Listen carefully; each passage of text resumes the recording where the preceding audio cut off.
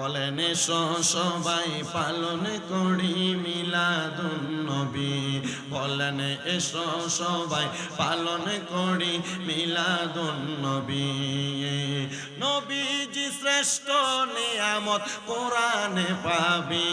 বলেন নবীজি শ্রেষ্ঠ নিয়ামত।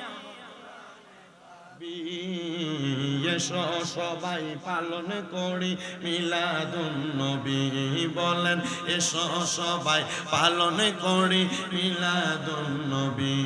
বলেন নবীজি শ্রেষ্ঠ নিয়ামত কোরআনে পাবি। বলেন নবীজি শ্রেষ্ঠ নিয়ামত কোরআনে পাবি। এসো সবাই পালন করি মিলাদুন নবী। বলেন এসো সবাই পালন করি নবী। স্বয়ং আল্লাহ সর্বদনে বানাইলেন তার হাবিবিরে। বলেন স্বয়ং আল্লাহ সর্বকুলে বানাইলেন তার হাবিবিরে। তাই তো সবাই মিলে মিশে, তাই তো সবাই মিলে মিশে খুশির গান করি। বলো এসো সবাই পালন করি মিলাদুন নবী। বলেন এসো সবাই মিলাদুন নবী। আইরে নবীজি শ্রেষ্ঠ নিয়ামত, নবীজি শ্রেষ্ঠ নিয়ামত কোরআনে পাবি। এসো সবাই পালন করি মিলাদুন নবী। বলেন এসো সবাই পালন করি। আল্লাহ তাআলা একা খনে বানাইলেন তার হাবিবিরে। বলেন আল্লাহ তাআলা একা খনে বানাইলেন তার হাবিবিরে। ওই নবীজির দরুদ পড়েন ফেরেশতা মিলে। বলেন ওই নবীজির দরুদ পড়ে ফেরেশতা মিলে। বলেন এসো সবাই পালন করি নবী। বলেন এসো সবাই পালন করি মিলাদুন নবী। নবীজি শ্রেষ্ঠ নিয়ামত কোরআনে পাবি। বলেন নবীজি শ্রেষ্ঠ নিয়ামত হাদিসে পাবি। এসো সবাই পালন করি মিলাদুন নবী। আল্লাহুম্মা সাল্লি মাওলানা মুহাম্মদ ওয়া আলা আলি সাইয়্যিদিনা।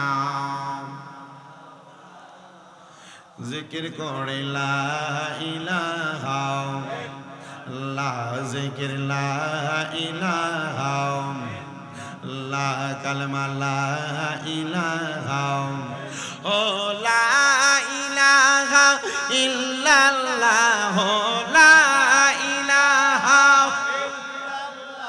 ও লা ইলাহা ইল্লাল্লাহ লা ইলাহা ইল্লাল্লাহ লা ইলাহা। আল্লাহ আদম হাওয়া বানাইলা তুমি বেহেশতের মাঝে রাখিলা। বলেন আদম হাওয়া বানাইলা আল্লাহ বেহেশতের মাঝে রাখিলা। আবার হিকমতে গম খাওয়াইয়া, হিকমতে গম খাওয়াইয়া দুনিয়াতে পাঠাই লা ইলাহা ইল্লাল্লাহ লা ইলাহা।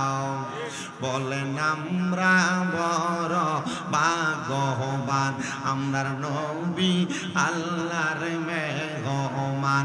আল্লাহ দয়া করে করলেন দান। বলেন দয়া করে করলেন দান। নবী ইমানের মান লা ইলাহা ইল্লাল্লাহ লা ইলাহা লা ইলাহা ইল্লাল্লাহ মুহাম্মাদুর রাসূলুল্লাহ সাল্লাল্লাহু আলাইহি ওয়াসাল্লাম। আমার এই বড়ুয়া মুগুজি এলাকার বাবাজিরা বন্ধুরা, আর ডাইনে বামে না তাকায়া আমার আলোচনাটা শুরু করার আগে চক্ষুটা বন্ধ কইরা নিজের যার যার জীবনের গুনার কথা স্মরণ কইরা মুহাব্বতের আওয়াজে আমার আল্লাহ তাআলার একটু ইসমে জাতের জিকিরে মশগুল হয়ে যাবেন, যেন আল্লাহ তাআলা আপনার আমার জীবনের গুনাহগুলো মাফ করে দেয়। আমার যুবক ভাইরা, এই মুরব্বি বাবা, একবার চিন্তা করে দেখেন, বাবার গুনাহ সন্তান দেখলে বাপ বলে পরিচয় দিত না, সন্তানের গুনাহ যদি বাবা দেখতো সন্তান বলে পরিচয় দিত না। মুগুজি এলাকার মা ও পর্দার অন্তরালের মা বোনেরা, আপনাদের গুনাহ যদি স্বয়ং আপনার সন্তান স্বামী দেখতো, আপনার মা বলে পরিচয় দিত না, আপনার স্বামী আপনার স্ত্রী বলে পরিচয় দিত না। আমার আল্লাহ এত দয়ার আল্লাহ, আমার আল্লাহ এত মায়ার আল্লাহ। আল্লাহ দয়া কইরা মায়া কইরা আপনার আমার গুনাহগুলা গোপন করে রাখছে। আল্লাহ যেন গোপনে গোপনে আপনার আমার গুনাহগুলা মাফ করে দেয়। মুহাব্বতের আওয়াজে জবানটা ছেড়ে দিয়ে আমার আল্লাহ তাআলার একটি ইসমে জাতের জিকির করবেন, যেন ঘুম থাকলে চোখ থেকে ঘুমটা চইলা যায়। মুহাব্বতের আওয়াজে আমার আল্লাহরে ডাকবেন, আল্লাহ আল্লাহ আল্লাহ আল্লাহ আল্লাহ আল্লাহ। ও মাহবুব মাওলা রে, ডাকি আমরা তোমারে মারহাবা। আল্লাহ আল্লাহ। ও মাহবুব মাওলা রে, ডাকি আমরা তোমারে মারহাবা। আল্লাহ আল্লাহ।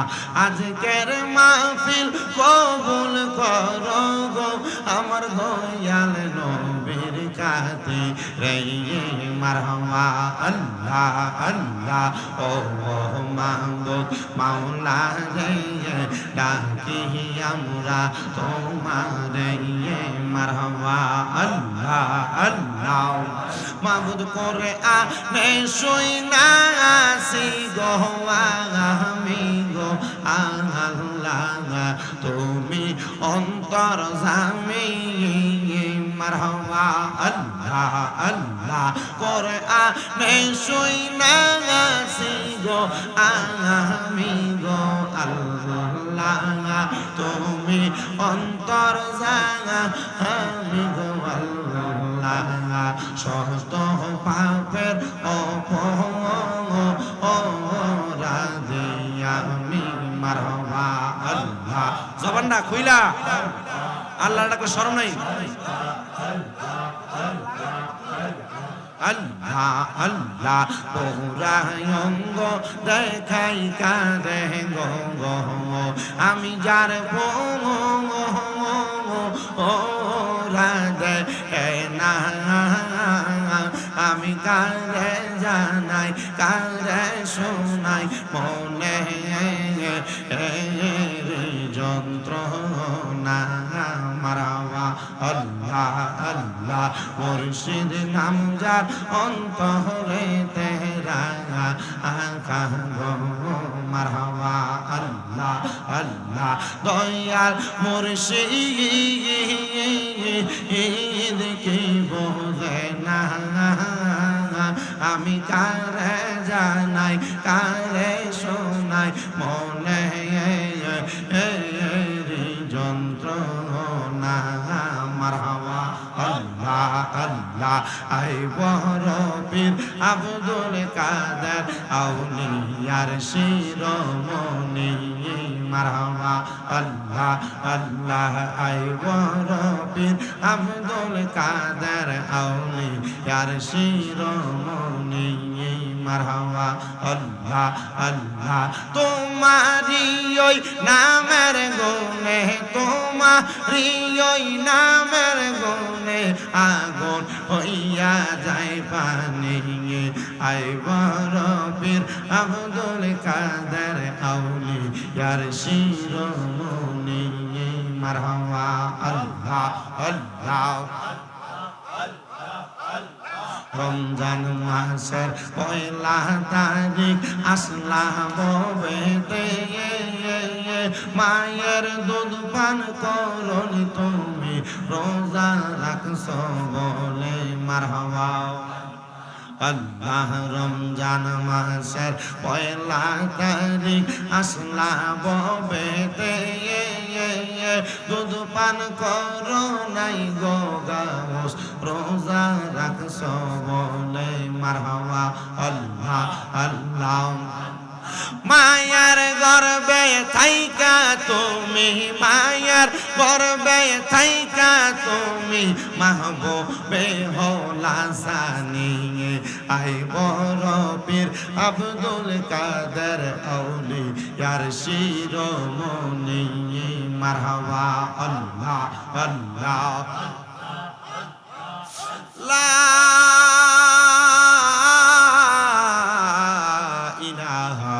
ইল্লাল্লাহু মুহাম্মাদুর রাসূলুল্লাহ সাল্লাল্লাহু আলাইহি ওয়াসাল্লাম। জবান বন্ধ নাই, মুহাব্বতের আওয়াজে উচ্চ কণ্ঠে পড়েন আলহামদুলিল্লাহ। মুআজ্জাজ সদরে মুহতারাম, কুমিল্লা জেলার অন্তর্গত বরুড়া থানাধীন মুগুজি মধ্যমপাড়া ফুরকানিয়া মাদ্রাসা মাঠ প্রাঙ্গণে এলাকার কবরবাসীদের স্মরণে মুগুজি মধ্যমপাড়া ফুরকানিয়া মাদ্রাসা প্রবাসীদের উদ্যোগে ৮০তম বাৎসরিক ওয়াজ ও দোয়ার মাহফিল। সম্মানিত সভাপতি জনাব আব্দুল জব্বার মোল্লা সাহেব, বারাকাল্লাহু ফি হায়াতি, আল্লাহ ওনার হায়াতে বরকত দান করুন। মাহফিলের বিশেষ করে বিশেষ বক্তা আমার ওস্তাদ সমতুল্য রাজামারা সিনিয়র মাদ্রাসার যিনি উস্তাদে মুহতারাম হযরত মাওলানা দেলওয়ার হোসেন আল কাদেরী সাহেব তকরির করেছেন। বারাইপুর দাখিল মাদ্রাসার সাবেক সহ সুপার হাফেজ আব্দুল কুদ্দুস সাহেব আলোচনা করেছেন। চকবাজার মদিনাতুল জামে মসজিদের খতিব হাফেজ রেদওয়ান আহমেদ আত তাহিরি আপনাদের এলাকার সন্তান তকরির করেছেন। হযরত মাওলানা জসিমউদ্দিন সাহেব, হাফেজ জাহিদুল ইসলাম সাহেব সহ আমার ডাইনে বামে সামনে বসে থাকা আলেম সমাজ, দাড়ি পাকা মুরব্বী বাবা, যুবক নওজোয়ান ভাই, ছোট ছোট মাসুম বাচ্চা, পর্দার অন্তরালে আছেন আমার অবলা সরলা মা বোনেরা, সবাই মহান মনিবের প্রশংসা করে একটু জবান খুলে জোশে ঘোষে উচ্চ কণ্ঠে পড়ি আলহামদুলিল্লাহ। মাহফিলটা ৮০তম মাহফিল। কয়তম? মানে আমার বাপের বয়সের চাইতে বেশি। আলহামদুলিল্লাহ জোরে কর আলহামদুলিল্লাহ। এর ভিতরে শামীম রেজাই ৪ বার। যতবার পর্যন্ত আসছি চেষ্টা করেছি আমি আপনাদেরকে কোরআন হাদিস থেকে ইসলামের মৌলিক যে কোনো একটা বিষয়, তার মাঝে পারিপার্শ্বিক অনেকগুলা বিষয় কথা বলে আপনাদেরকে হেদায়েতের পথে আহ্বান করার জন্য। মুগুজি এলাকার মোটামুটি আমি হিসাব করে দেখলাম যে যতগুলা মাহফিলে আসছি আমার মনে হয় যে এর মধ্যে কিঞ্চিত কয়েকটা মাহফিল ছাড়া সবগুলা মাহফিলে আমি আসছি। বরুড়া থানায় এক সিজনে ৬৮টা, এক সিজনে ২৮টা, এক সিজনে দিতাম না কইছি ২৬টা। এই বছর দেই না মনে হয় ১০-১২টা দেওয়া আছে। আজকের টা লইয়া মনে হয় ৩টা না ৪ নাম্বার চলে, আর অল্প কয়েকটা মাহফিল বাকি বরুড়া এবং চান্দিনা থানা। তবে আমি আমার যারা শ্রোতা আমার এবারে যে ঘরে কই আইছে যে হুজুর ইউটিউবে যে সুন্দর ওয়াজ করেন, আমরা এলাকা তাইলেও করেন, কিন্তু ওয়াজ অনেক রকমের ওয়াজ হয় তো মোটামুটি ওয়াজ সবাই যতটুক বুঝে, তবে আর একটু ভালো করে কইরা দিলে আমরা আরো খুশি হব। আমি আজকে এই জন্য বেশি আয়াত, তোমাদের কি ইকু আছে নাকি একটু কমাই নাও, বেশি আয়াত বেশি হাদিস নেই নাই। আমি একটা আয়াত নিছি সূরা হাসরের, এই আয়াত থেকে আমি চেষ্টা করব আপনাদেরকে এই একটা বিষয়ে আলোচনা করে দিয়ে যাইতে। কেন? এই যে দেখলেন গত পরশুদিন এত বিশাল একটা ভূমিকম্প আসলো, আমরা মাঝে কি ডর আছে? আছে। আচ্ছা দেখেন ডর আছে কথা সত্য। আচ্ছা এই গত পরশুদিন গেল, তাহলে আজকে ২১ তারিখ ভূমিকম্প আসার পরে এলাকার সুদখুররা সুদখানা কি বন্ধ হইছে?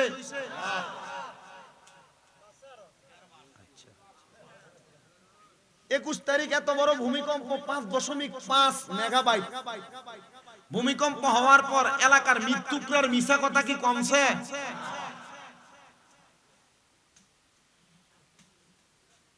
এত বড় ভূমিকম্প হওয়ার পর মহিলাদের বেপরদা বেহায়াপনা কি কমছে?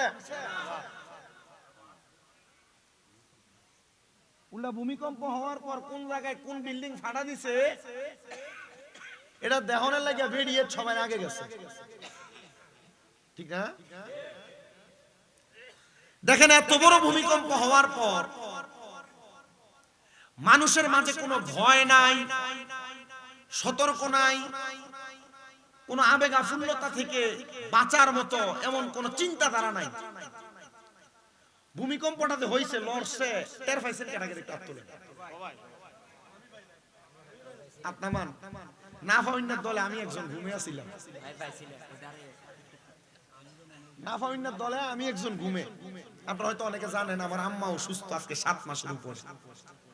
আমার আম্মা এই টাইমে আমার কল দিছে জুমার দিন না, আমি শ্রীমঙ্গল আমার মসজিদে একজনকে জুমার দায়িত্ব দিয়ে আমি চলে গেছিলাম মাহফিল।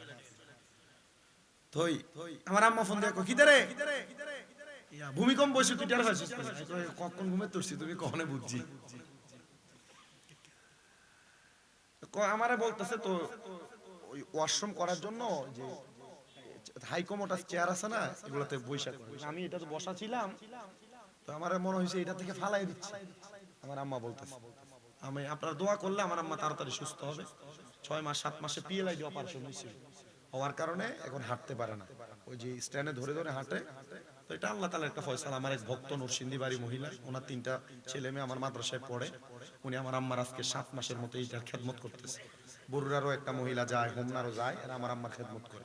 আপনার দোয়ায় আমার মনে গত এই 1 বছর আপনাদের এখান থেকে যাওয়ার পর আমার সারা বাংলাদেশে যথেষ্ট পরিমাণ ভক্ত তৈরি হয়েছে, যারা আমার বাড়িতে আসা যাওয়া করে, আমার আম্মারে দেখাশোনা করে। তো যে কথা আম্মা আমারে বললো যে আমি বইসা রয়েছি, আমার চেয়ারটা মনে হয় কাঁপতেছে। তো আমার আইসা উনি যিনি আম্মার খেদমত করে উনি আইসা ধরছে আর চিকুট দিতেছে। তখন আমি আমাদেরকে গত সিজনে আমাদেরকে বুখারী শরীফের যখন দরজ দেয় গত বছর, কুমিল্লা আলিয়া মাদ্রাসার হেড মুহাদ্দিস আল্লামা আব্দুর রাজ্জাক হুজুর, তখন হুজুর আমাদেরকে বুখারীর একটা হাদিস পড়াইতে যায়। তখন হুজুর একটা হাদিসের প্রসঙ্গে আরেকটা হাদিস টাইনা বলছিলেন, আব্বা এই যে দেখেন ভূমিকম্প, ভূমিধস হওয়া, নতুন নতুন রোগের আবিষ্কার হওয়া, এবং কি মানুষের মাঝে হানাহানি মারামারি, এগুলা এই ভূমিধস, ভূমিকম্প এবং নতুন নতুন রোগের আবিষ্কার কেন হয় জানেন? আমি বলছি না হুজুর, আমার 1 নাম্বার বলছেন হারাস। 1 নাম্বার বলছেন কি? হারাজ। হারাজ, এই হারাজ দ্বারা হাদিস শরীফে বুঝাইছেন যে মারামারি, হত্যাকাণ্ড। কি কাণ্ড? হত্যাকাণ্ড। কি হত্যাকাণ্ড? আপনারা দেখেন বাংলাদেশে মারামারি, কাটাকাটি, হত্যাকাণ্ড কম না বেশি? বাড়তে আছে। 5 আগস্টের আগে শেখ হাসিনা করছে, এটা দিয়ে কত সুন্দর মানুষ দোষ দিয়ে দিছে না? 5 আগস্টের পরে কেটা করে?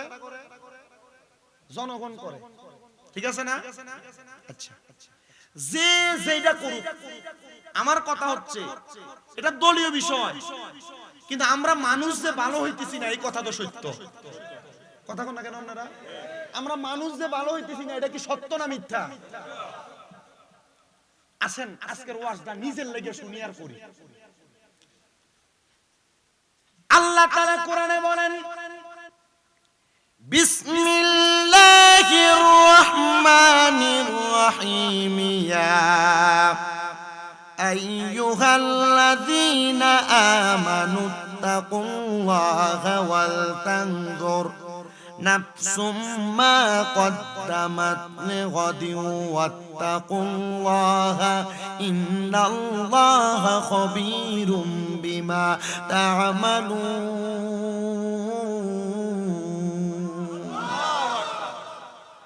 আল্লাহ তাআলা দুনিয়ার কোন সাধারণ কোন বান্দাদেরকে ডাক দেন না, আমার আল্লাহ তাআলা ডাক দেন ঈমানদারদেরকে। তাফসিরে কানজুল ঈমান খাজাইনুল ইরফানের মধ্যে আলা হযরত ইমাম ইশকে মুহাব্বত ইমাম আহমদ রেজা খান ফাজিলে বেরলভী এবং হযরতে আহমদ ইয়ার খান নঈমি রাহমাতুল্লাহ আলাই, ওনার তাফসিরে নূরুল আনোয়ারের মধ্যে উনি বলেন আল্লাহ তাআলা আয়াতে কারিমার বড় সুন্দর অনুবাদ করেছেন, ব্যাখ্যা করেছেন। মুফাসসিরে কেরাম বলতেছেন হে ঈমানদাররা তোমরা আল্লাহকে ভয় করো এবং তোমাদের প্রত্যেকের দেখা উচিত, তাকানো উচিত তোমাদের আগামী কালের জন্য সে কি আগে প্রেরণ করেছে। আল্লাহ আবার বলেন তোমরা আমি আল্লাহকে ভয় করো, নিশ্চয় আল্লাহ তোমাদের সকল কাজ সম্পর্কে অবহিত। আসেন এই আয়াতে কারিমার তাফসীর করেছেন আল্লামা জালালউদ্দিন সুয়ুতী এবং জালালউদ্দিন মুহল্লি দুইজন। এই দুইজন তাফসীর কারক তাফসীরে জালালাইন শরীফের মধ্যে বলতেছেন দুনিয়ার ইমানদার যারা তাদেরকে আমার আল্লাহ তাআলা আল্লাহকে ভয় করার কথা বলেছেন। কারণ আমাদের মাঝে খোদাভীতি তাকওয়া না থাকার কারণে আমরা দুনিয়া এবং আখিরাতের কথা ভুলে যাচ্ছি। আল্লাহ তাআলা এই আয়াতে কারিমার মধ্যে দিয়ে বুঝিয়ে দিচ্ছেন বান্দারা ওয়াল তানজুর নাফসুম মা কদ্দামাত লিগাদিন ওয়াত্তাকুল্লাহ, তোমরা তোমাদের পূর্ববর্তীদের দিকে তাকাও। তোমাদের পূর্ববর্তী যারা তোমাদের বাবা ছিল, তোমাদের দাদা ছিল, তোমাদের আত্মীয় স্বজন বড় বাবা ছিল, তারা কেমন ইবাদত করেছে আর তোমরা কেমন ইবাদত করো। আমাদের পূর্ববর্তী যারা আমাদের পূর্বপুরুষ ছিল তারা এমন ভাবে ইবাদত করেছে, না ছিল তাদের খাবারের মধ্যে হারাম, না ছিল তাদের মুখের কথার মধ্যে বাজে কথা, না ছিল তাদের চলার পথে কোনো ফায়সা চলাফেরা। ইয়া রাসূলুল্লাহ, ইয়া হাবিবাল্লাহ, নবীজি আপনি বলেন না তাহলে আমরা কেমন ভাবে চলবো। আল্লাহর নবীজি তিরমিজি শরীফের হাদিসের মাধ্যমে জানিয়ে দেন উম্মতের দলেরা দুনিয়ার জমিনের মধ্যে থাকা অবস্থায় তোমরা এমন একটা সুরত, এমন একটা লেবাস ধারণ করো যে লেবাসটার নাম হলো জান্নাতি লেবাস। এবার আপনারা বলেন আমরা সবাই জান্নাতি সুরত এবং লেবাস নেওয়ার দরকার আছে না নাই? সংসারের মায়ায় পয়রা, ব্যতিব্যস্ততায় পয়রা, টাকা পয়সা ধন দৌলতের মায়ার মধ্যে পয়রা আমরা কিন্তু জান্নাতি লেবাস নিতে চাই না। এই জন্য আশেক শুনে শুনে লিখতেছে আরে সংসারেরই মা আয় আয় পয়রা গো, ডাকলাম না মাওলা রে,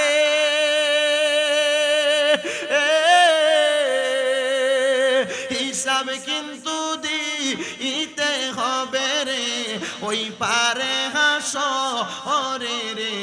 বলেন ওরে জীবন গুনায় গুনায় গেল রে, বলেন সংসার সংসার গো ওইরা ববে গো, করলাম না বন্দিগি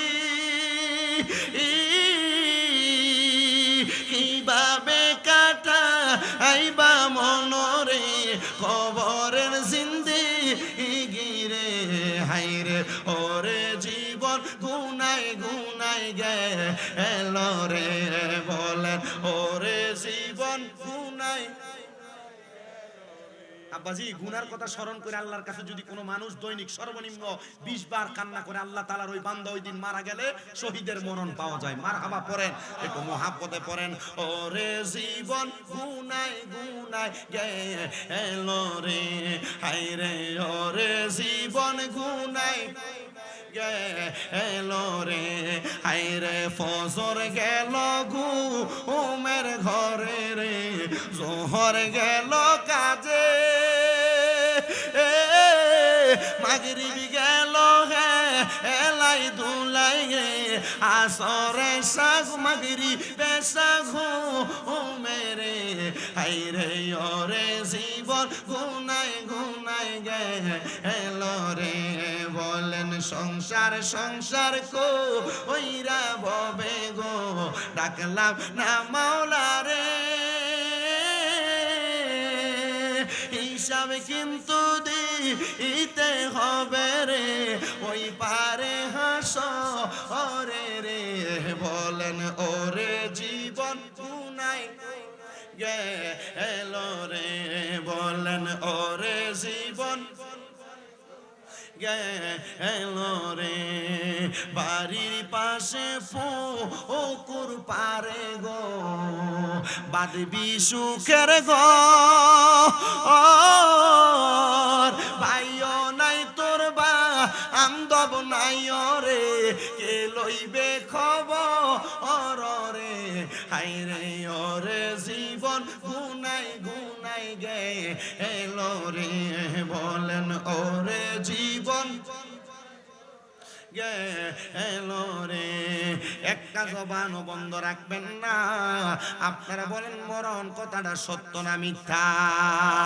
এ মুগুজির বাবা, এই জন্য আমি আপনাদেরকে বললাম, আপনারা আপনাদের পূর্ববর্তীদের দিকে তাকাইবেন। আপনাদের পূর্ববর্তী নাকি ভালো কাজ করেছে নাকি খারাপ কাজ করেছে? আপনার বাবা ভালো কাজ করেছে না খারাপ কাজ করেছে? আপনার দাদা ভালো কাজ করেছে না খারাপ কাজ করেছে? আপনার বাবা দাদার ভালো কাজের বিনিময় তারা জান্নাত পেয়ে যাবে, তাদের খারাপ কাজের বিনিময় তারা নাজাত পাবে না। আল্লাহ তাআলা কোরআনুল কারীমের মধ্যে ঘোষণা করে, বান্দা ইন্নাল্লাযীনা কাফারু মিন আহলিল কিতাবি ওয়াল মুশরিকিনা ফি নারি জাহান্নামা খালিদিনা ফিহা উলাইকা হুম শাররুল বারিয়া। আল্লাহ কয়, বান্দা ও বান্দা, নিশ্চয় যারা কুফরি করে, ও বন্ধু কুফরি কারা কারা করে? কুফরির একটু সংজ্ঞাটা জানেন বাবা? কুফরি হলো আল্লাহ তাআলা কাউকে সেজদা দেওয়া, কুফরি হলো আল্লাহ তাআলা কারোর কাছে কোনো কিছু চাওয়া, কুফরি হলো আল্লাহর কোরআন যা বলে তার অনাকাঙ্ক্ষিত ভাবে তার পরিপ্রেক্ষিতে কাজ করা। আল্লাহ কয় বান্দা নামাজ ছাইরো না, আল্লাহ কয় বান্দা রোজা ছাইরো না, আল্লাহ কয় বান্দা দান সদকা বন্ধ কইরো না, আল্লাহ কয় বান্দা বেপরদা চইরো না, আল্লাহ কয় বান্দা পরের হক খায়ও না, আল্লাহ কয় বান্দা গুনার দিকে পা বাড়ায়ও না। তুমি বান্দা বারবার গুনার দিকে পা বাড়াও, তুমি বান্দা বারবার ইবাদত থেকে দূরে সরে যাও। আল্লাহ কয় বান্দা এমন কুফরি যারা করে তাদের ঠিকানা হলো জাহান্নাম, জাহান্নাম, জাহান্নাম। ও আল্লাহ গো, আর কারা কারা জাহান্নামে যাবে আপনি একবার আমাদেরকে জানিয়ে দেন না। এ মুগুজি এলাকার পর্দার অন্তরালের মা, আমি আপনাদেরকে বলতেছি মা, আপনারা যারা পর্দা করেন না, আপনারা যারা স্বামীর আদেশ মানেন না, আপনারা যারা শ্বশুর শাশুড়ির খানা দিতে চান না, আপনারা যারা অন্যের পুরুষের সঙ্গে কথা বলেন, আপনাদের উদ্দেশ্যে জানাই গো মা, আপনাদের ঠিকানা হলো জাহান্নাম। কারণ আপনারা জানেন বেপরদারা জাহান্নামী, আপনারা জানেন পরের হক মাইরা খানেওয়ালারা জাহান্নামী, আপনারা জানেন দুনিয়াতে স্বামীর আদেশ যারা মানে না তারা জাহান্নামী। এটার কারণে মা আপনারও দোজখের আগুনে জ্বলা লাগবে। এই জন্য বাবা আমার আল্লাহ তাআলা কুফরি কন্যাওয়ালাদেরকে জাহান্নামী বলেছেন। আল্লাহ গো, আর কারা কারা জাহান্নামে যাবে আমার আল্লাহ কই এরপরে হইল যারা আহলে কোরআন, যারা আহলে কোরআন তারা হলো জাহান্নামী। ও আল্লাহ, আহলে কোরআন কারা, তাদের পরিচয় কি? দেখবেন এখনো বরুণা এলাকায় আসছে কিনা আমি জানি না, সব কথার মাঝখান দিয়ে আপনারা বলবে কোরআনে আছে কিনা, আল্লাহর নবীর হাদিস দিয়ে প্রমাণ দিলে বলবে জাল হাদিস, আল্লাহর নবীর হাদিস দিয়ে কথা বললে বলবে এটা মানি না, আল্লাহর নবীর হাদিস দিয়ে বলবে এটা সহিহ হাদিস কিনা, তারা ডাইরেক্ট বলবে কোরআনে আছে কিনা।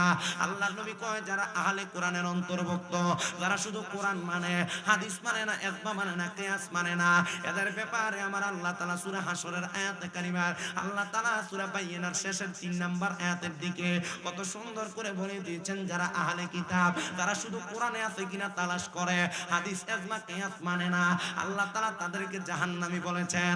ও আল্লাহ, আর কাদেরকে আপনি জাহান্নামী বললেন? আমার আল্লাহ কয় বান্দা আমি জাহান্নামী বললাম 3 নাম্বার যারা মুশরিক, যারা শিরক করে, আল্লাহ তাআলা কাউকে সিজদা দেয়, আল্লাহ তাআলা কারোর কাছে চায়, আল্লাহ তাআলা কারোর অনুগত্য করে, আমি আল্লাহ তাআলা তাদেরকে বললাম মুশরিক। আল্লাহ এই মুশরিকদের ঠিকানা কোথায়? আল্লাহ কয় ফি নারি জাহান্নামা খালিদিনা ফিহা, তারা জাহান্নামের মধ্যে থাকবে একদিন, 2 দিন না, 2 দিন না, তারা জাহান্নামের মধ্যে চিরস্থায়ী বাসিন্দা হয়ে থাকবে। এবার আপনারা বলেন আমরা কি জান্নাত চাই না জাহান্নাম চাই? অবশ্যই আমরা জান্নাত চাই, কিন্তু সবাই কয় না।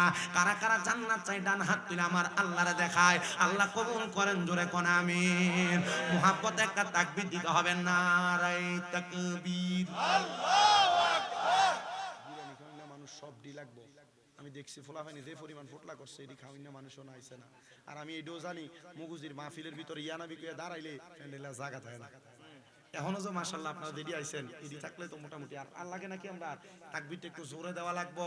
কারণ জিয়া জামাইরে দাওয়াত দিছে দেশি মুরগাটা খাওয়াইয়া, বাবা ঠান্ডা লাগে যাওয়ানোর দরকার নাই, পোটলা যেটা হাদিয়া দিছে এটা বাচ্চা চলে যাবে, তুমি একটু ঘুমিয়ে থাও, একটু মুহাব্বতে তাকবীর দিয়া কইবেন। আপনারা ঘরে থাকেন নাইলেও অসুবিধা নাই, হাতটা সোজা করে মুহাব্বতে একটা তাকবীর দেওয়া লাগবে। নারায়ে তাকবীর, আল্লাহু আকবার, নারায়ে রিসালাত, ইয়া রাসূলুল্লাহ। যারা যারা জোরে দেয় লগেরটা জোরে দেয় না, চিন্তা করতেছে ইয়া হেদো দিতে আছে জোর, আমি দনের দরকার কি? এই বাসার গোসলের মতো হইব, বলছি দুধ লই আইতো সবাই রে, আমরা লেগে দেখেন আস্তে আস্তে সবাই জানে একটু মুহাব্বতে নারায়ে তাকবীর, আল্লাহু আকবার, নারায়ে রিসালাত, নারায়ে গাউসিয়া, নারায়ে পাক পাঞ্জাতন, মুগুজি মধ্যমপাড়া ফুরকানিয়া মাদ্রাসার মাহফিল, জোরে কন্যা মারহাবা। জান্নাত চাই না জাহান্নাম? ও আল্লাহ, আপনি আয়াতে যাদের কথা বললেন তারা কেমন মানুষ? যারা কুফরি করে, যারা আহলে কিতাবের অন্তর্ভুক্ত, যারা মুশরিক, যারা শিরক করে। আল্লাহ তারা কেমন মানুষ? আল্লাহ কই উলাইকা হুম শাররুল বারিয়া। এরা কি বালা না খারাপ? কই এরা সবচাইতে বাজে মানুষ। এরা চাইতে বাজে মানুষ আর দুনিয়াতে নাই। এ মুসলমান ইমানদার, আমি আমার আলোচনা আপনাদেরকে বুঝাইতে যা শুধু আয়াতটা তাই না আনলাম, কিন্তু আমার আল্লাহর কাছে জিজ্ঞান না গো আল্লাহ, এবার আপনি আমরারে কন্যা উলাইকা হুম খায়রুল বারিয়া কারা? বালা মানুষটা কেডা আপনি আমরারে চিনিয়ে দেন। আল্লাহ কোরআনে বলেন, ইন্নাল্লাযীনা আমানু ওয়া আমিলুস সলিহাতি উলাইকা হুম খায়রুল বারিয়া। জবান খুলে উচ্চ কণ্ঠে জোরে জোরে কোন আল্লাহু আকবার। আমার মুসলমান ইমানদার ও নবীর উম্মতের দলেরা, আল্লাহর কাছে বালা মানুষ হলো দুই প্রকারের মানুষ। যারা নেক আমল করে, যারা ঈমান আনে, যারা নামাজ না পড়েও কয় ঈমানদার, এটার কোনো দাম নাই। যারা ঈমান আনছে কয় নামাজ পড়া লাগতো না, এটারও কোনো আল্লাহর কাছে দাম নাই। ঈমান আর আমল মা বাইনাল ফারকুল ঈমান ওয়াল ইসলাম আমাল। ঈমান এবং আমলের পার্থক্য হইল একটা মানুষের পেট আর পিঠের মতো। পেটের মধ্য থেকে পিঠটারে যদি কাইটা আলাদা করা লাগে, তাইলে পেট ছাড়া পিঠ বাঁচবে না, পিঠ ছাড়া পেট বাঁচবে না। ঈমান ছাড়া আমলের দাম নাই, আমল ছাড়া ঈমানের দামটা নাই। মায়ার নবী গো, আমরা ঈমানদার কেমনে বুঝতাম? বলে তোমাদের ধৈর্যের দ্বারা, তোমাদের তাকওয়ার দ্বারা। ও মায়ার নবী, ধৈর্য আর তাকওয়া দিয়ে কেমনে ঈমান পরীক্ষা করে? বলে তোমার বিপদের সময় আল্লাহর প্রতি বিশ্বাস রাখা, আল্লাহর প্রতি ঈমান রাখা, এটার নাম হলো তোমার আল্লাহর প্রতি তাকওয়া, আল্লাহর প্রতি ভয়, আল্লাহর প্রতি খোদাভীতি। আর তুমি খোদাভীতি রাইখা হারাম কাজের দিকে হাত না বাড়ানোর কারণে তখন তোমার হবে ধৈর্য ধারণ করা। তোমার সামনে সুযোগ আছে গুনাহ করার, কিন্তু তুমি গুনাহ করো না। তোমার সামনে সুযোগ আছে পরের হক মাইরা খাওয়ার, কিন্তু পরের হক মাইরা খাও না। এটার কারণে তুমি আমার আল্লাহর কাছে ধৈর্যশীল হইবা, আল্লাহর কাছে ঈমান আর আমলওয়ালা হইবা। ইয়া রাসূলুল্লাহ, আল্লাহু আকবার কে আসতে হইবে না জোর হইব। ইয়া রাসূলুল্লাহ, নবী গো,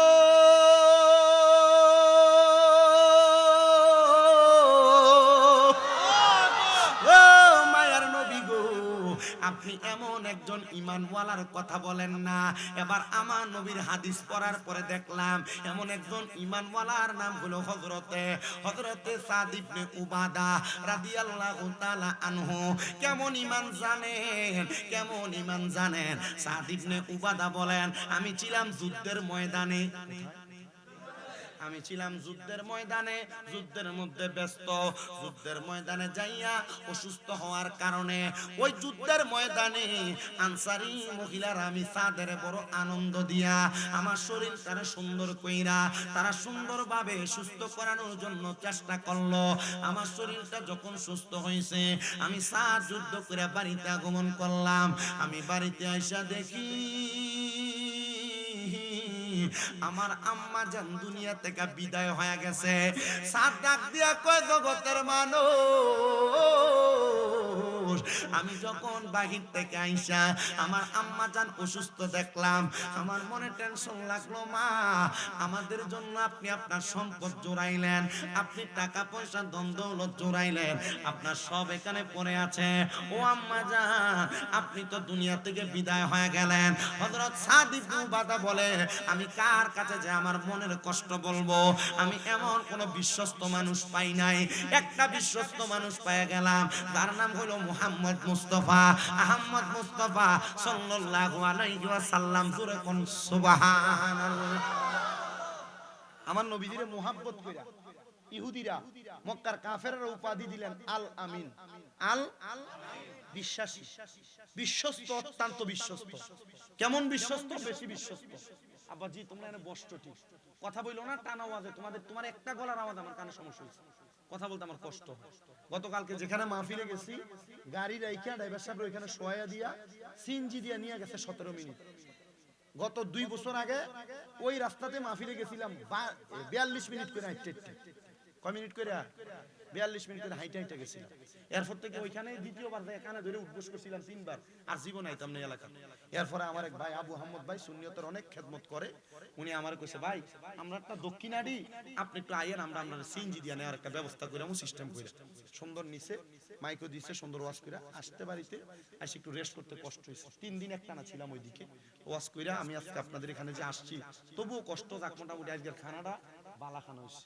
ওই আমরা আব্দুল গনি ইসমাইল তারা বাড়ি মুগুজি কি ফারারে তোর একটা তার আম্মা সিয়াস রাঁধছে, সিয়াস নি কতরা সিয়াস দিয়া রুড়ি দিয়া দুমসে খাওয়াইছে। হ্যাঁ ফলো বালা কইরা খাওয়াইছে। তো মোটামুটি এবিডি আবার আমার আম্মার মতে মহব্বত করে, আদর যত্ন করে। তো খাওয়াইছে, খাইয়া আমি আপনার এখানে বসছি।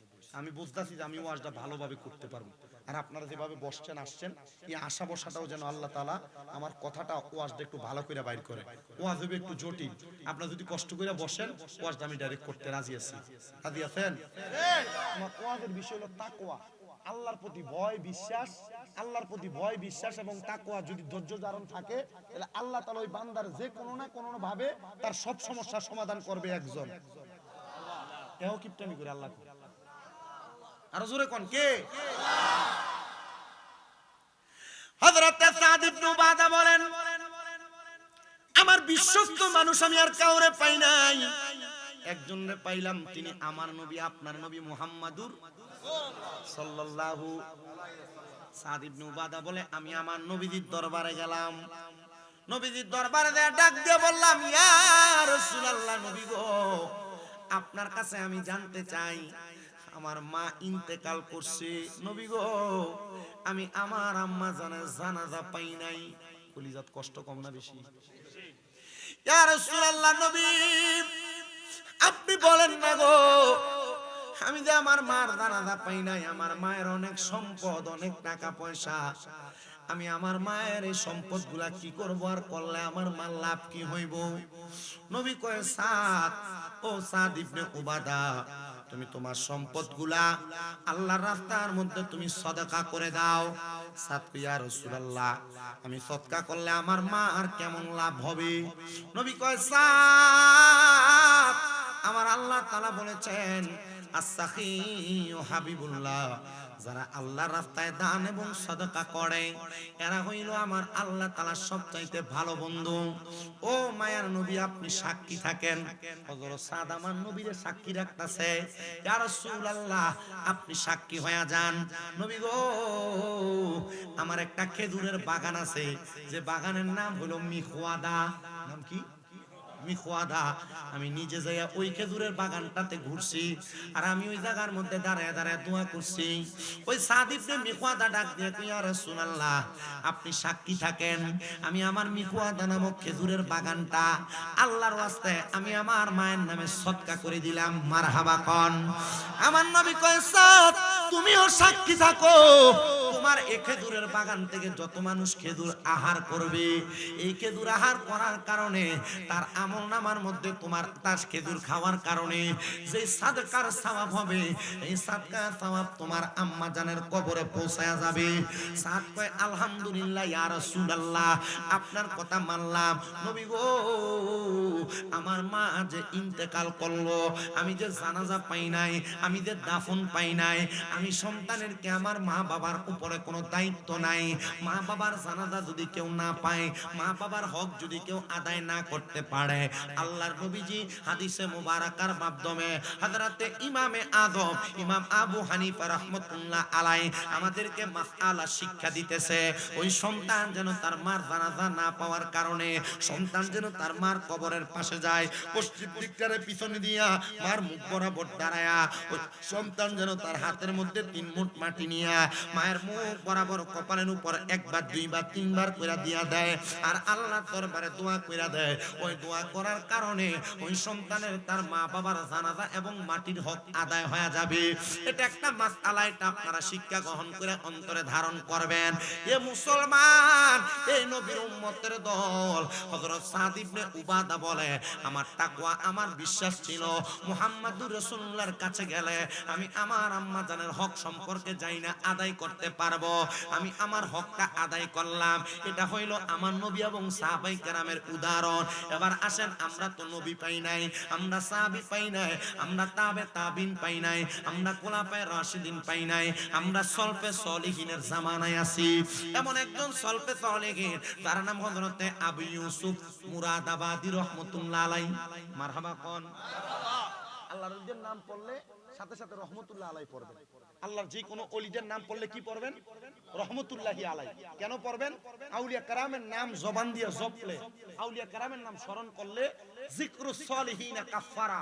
আউলিয়া কারামের নাম স্মরণ করলে, আউলিয়া কারামের নামের জিকির করলে, আউলিয়া কারামের নাম মুখ দিয়ে বললে আল্লাহ তাআলা তার ওই বান্দা যে বলে তার কোনো গুনাহ থাকলে এই আউলিয়া কারামের নাম মুখ দিয়ে বাইর করার কারণে না গুনাহ কাইটা দেয়। হ্যাঁ, আপনি কি লাগা গাউসে পাক করেন? আপনি কি লাগা খাজা গরিবে নামাজ করেন? আপনার বন্ড কয়, বেদাতি কয়, এ ব্যাকল মূর্খ, এটা বুঝে না বিদা আমাদেরকে বন্ড আর বেদাতি। আল্লাহর নবীর কিঞ্চিত ছোট হাদিস যদি পড়ে কখনো বন্ড আর বেদাতি বলবে না। আউলিয়া কেরামের নাম, গৌসে পাক আব্দুল কাদের জিলানীর নাম, খাজা গরিবে নওয়াজের নাম, বাহাউদ্দিন নকশবন্দির নাম, মুজাদ্দেদ আল ফেসানির নাম সহ পৃথিবীর ছোট একটা আল্লাহর কোন ওলির নামও যদি মুখ দিয়ে বলেন আপনার গুনাহ মাফ হবে। এলাকায় ওলি তলার মুরিদ আছে না? এলাকায় শাহপুরের মুরিদ আছে না? এলাকায় মেজবান্ডারের মুরিদ আছে না? বিভিন্ন দরবারের মাশায়েখের মুরিদ আছেন। দরবারের পীর মাশায়েখরা তো বন্ডামি করে নাই। মুরিদ যদি মাথায় টুপি লাগায় বন্ডামি করে, এটা মুরিদের সমস্যা। ঠিক। রেজবিয়া দরবার আছে না? অনেক দরবারে তো আছে। আমি আপনাদেরকে যেটা বলতেছিলাম, আউলিয়া কেরামের নামের একটা ফজিলত আছে, বরকত আছে। তাদের নাম নিলে পড়বেন রহমতুল্লাহ আলাইহি। তো যিনার কথা বলতেছি তিনার নাম হলো হযরতে আবু ইউসুফ মুরাদাবাদী রাহমাতুল্লাহ আলাইহি। যিনি মুসলমান ছিলেন না, বিধর্মী ছিলেন।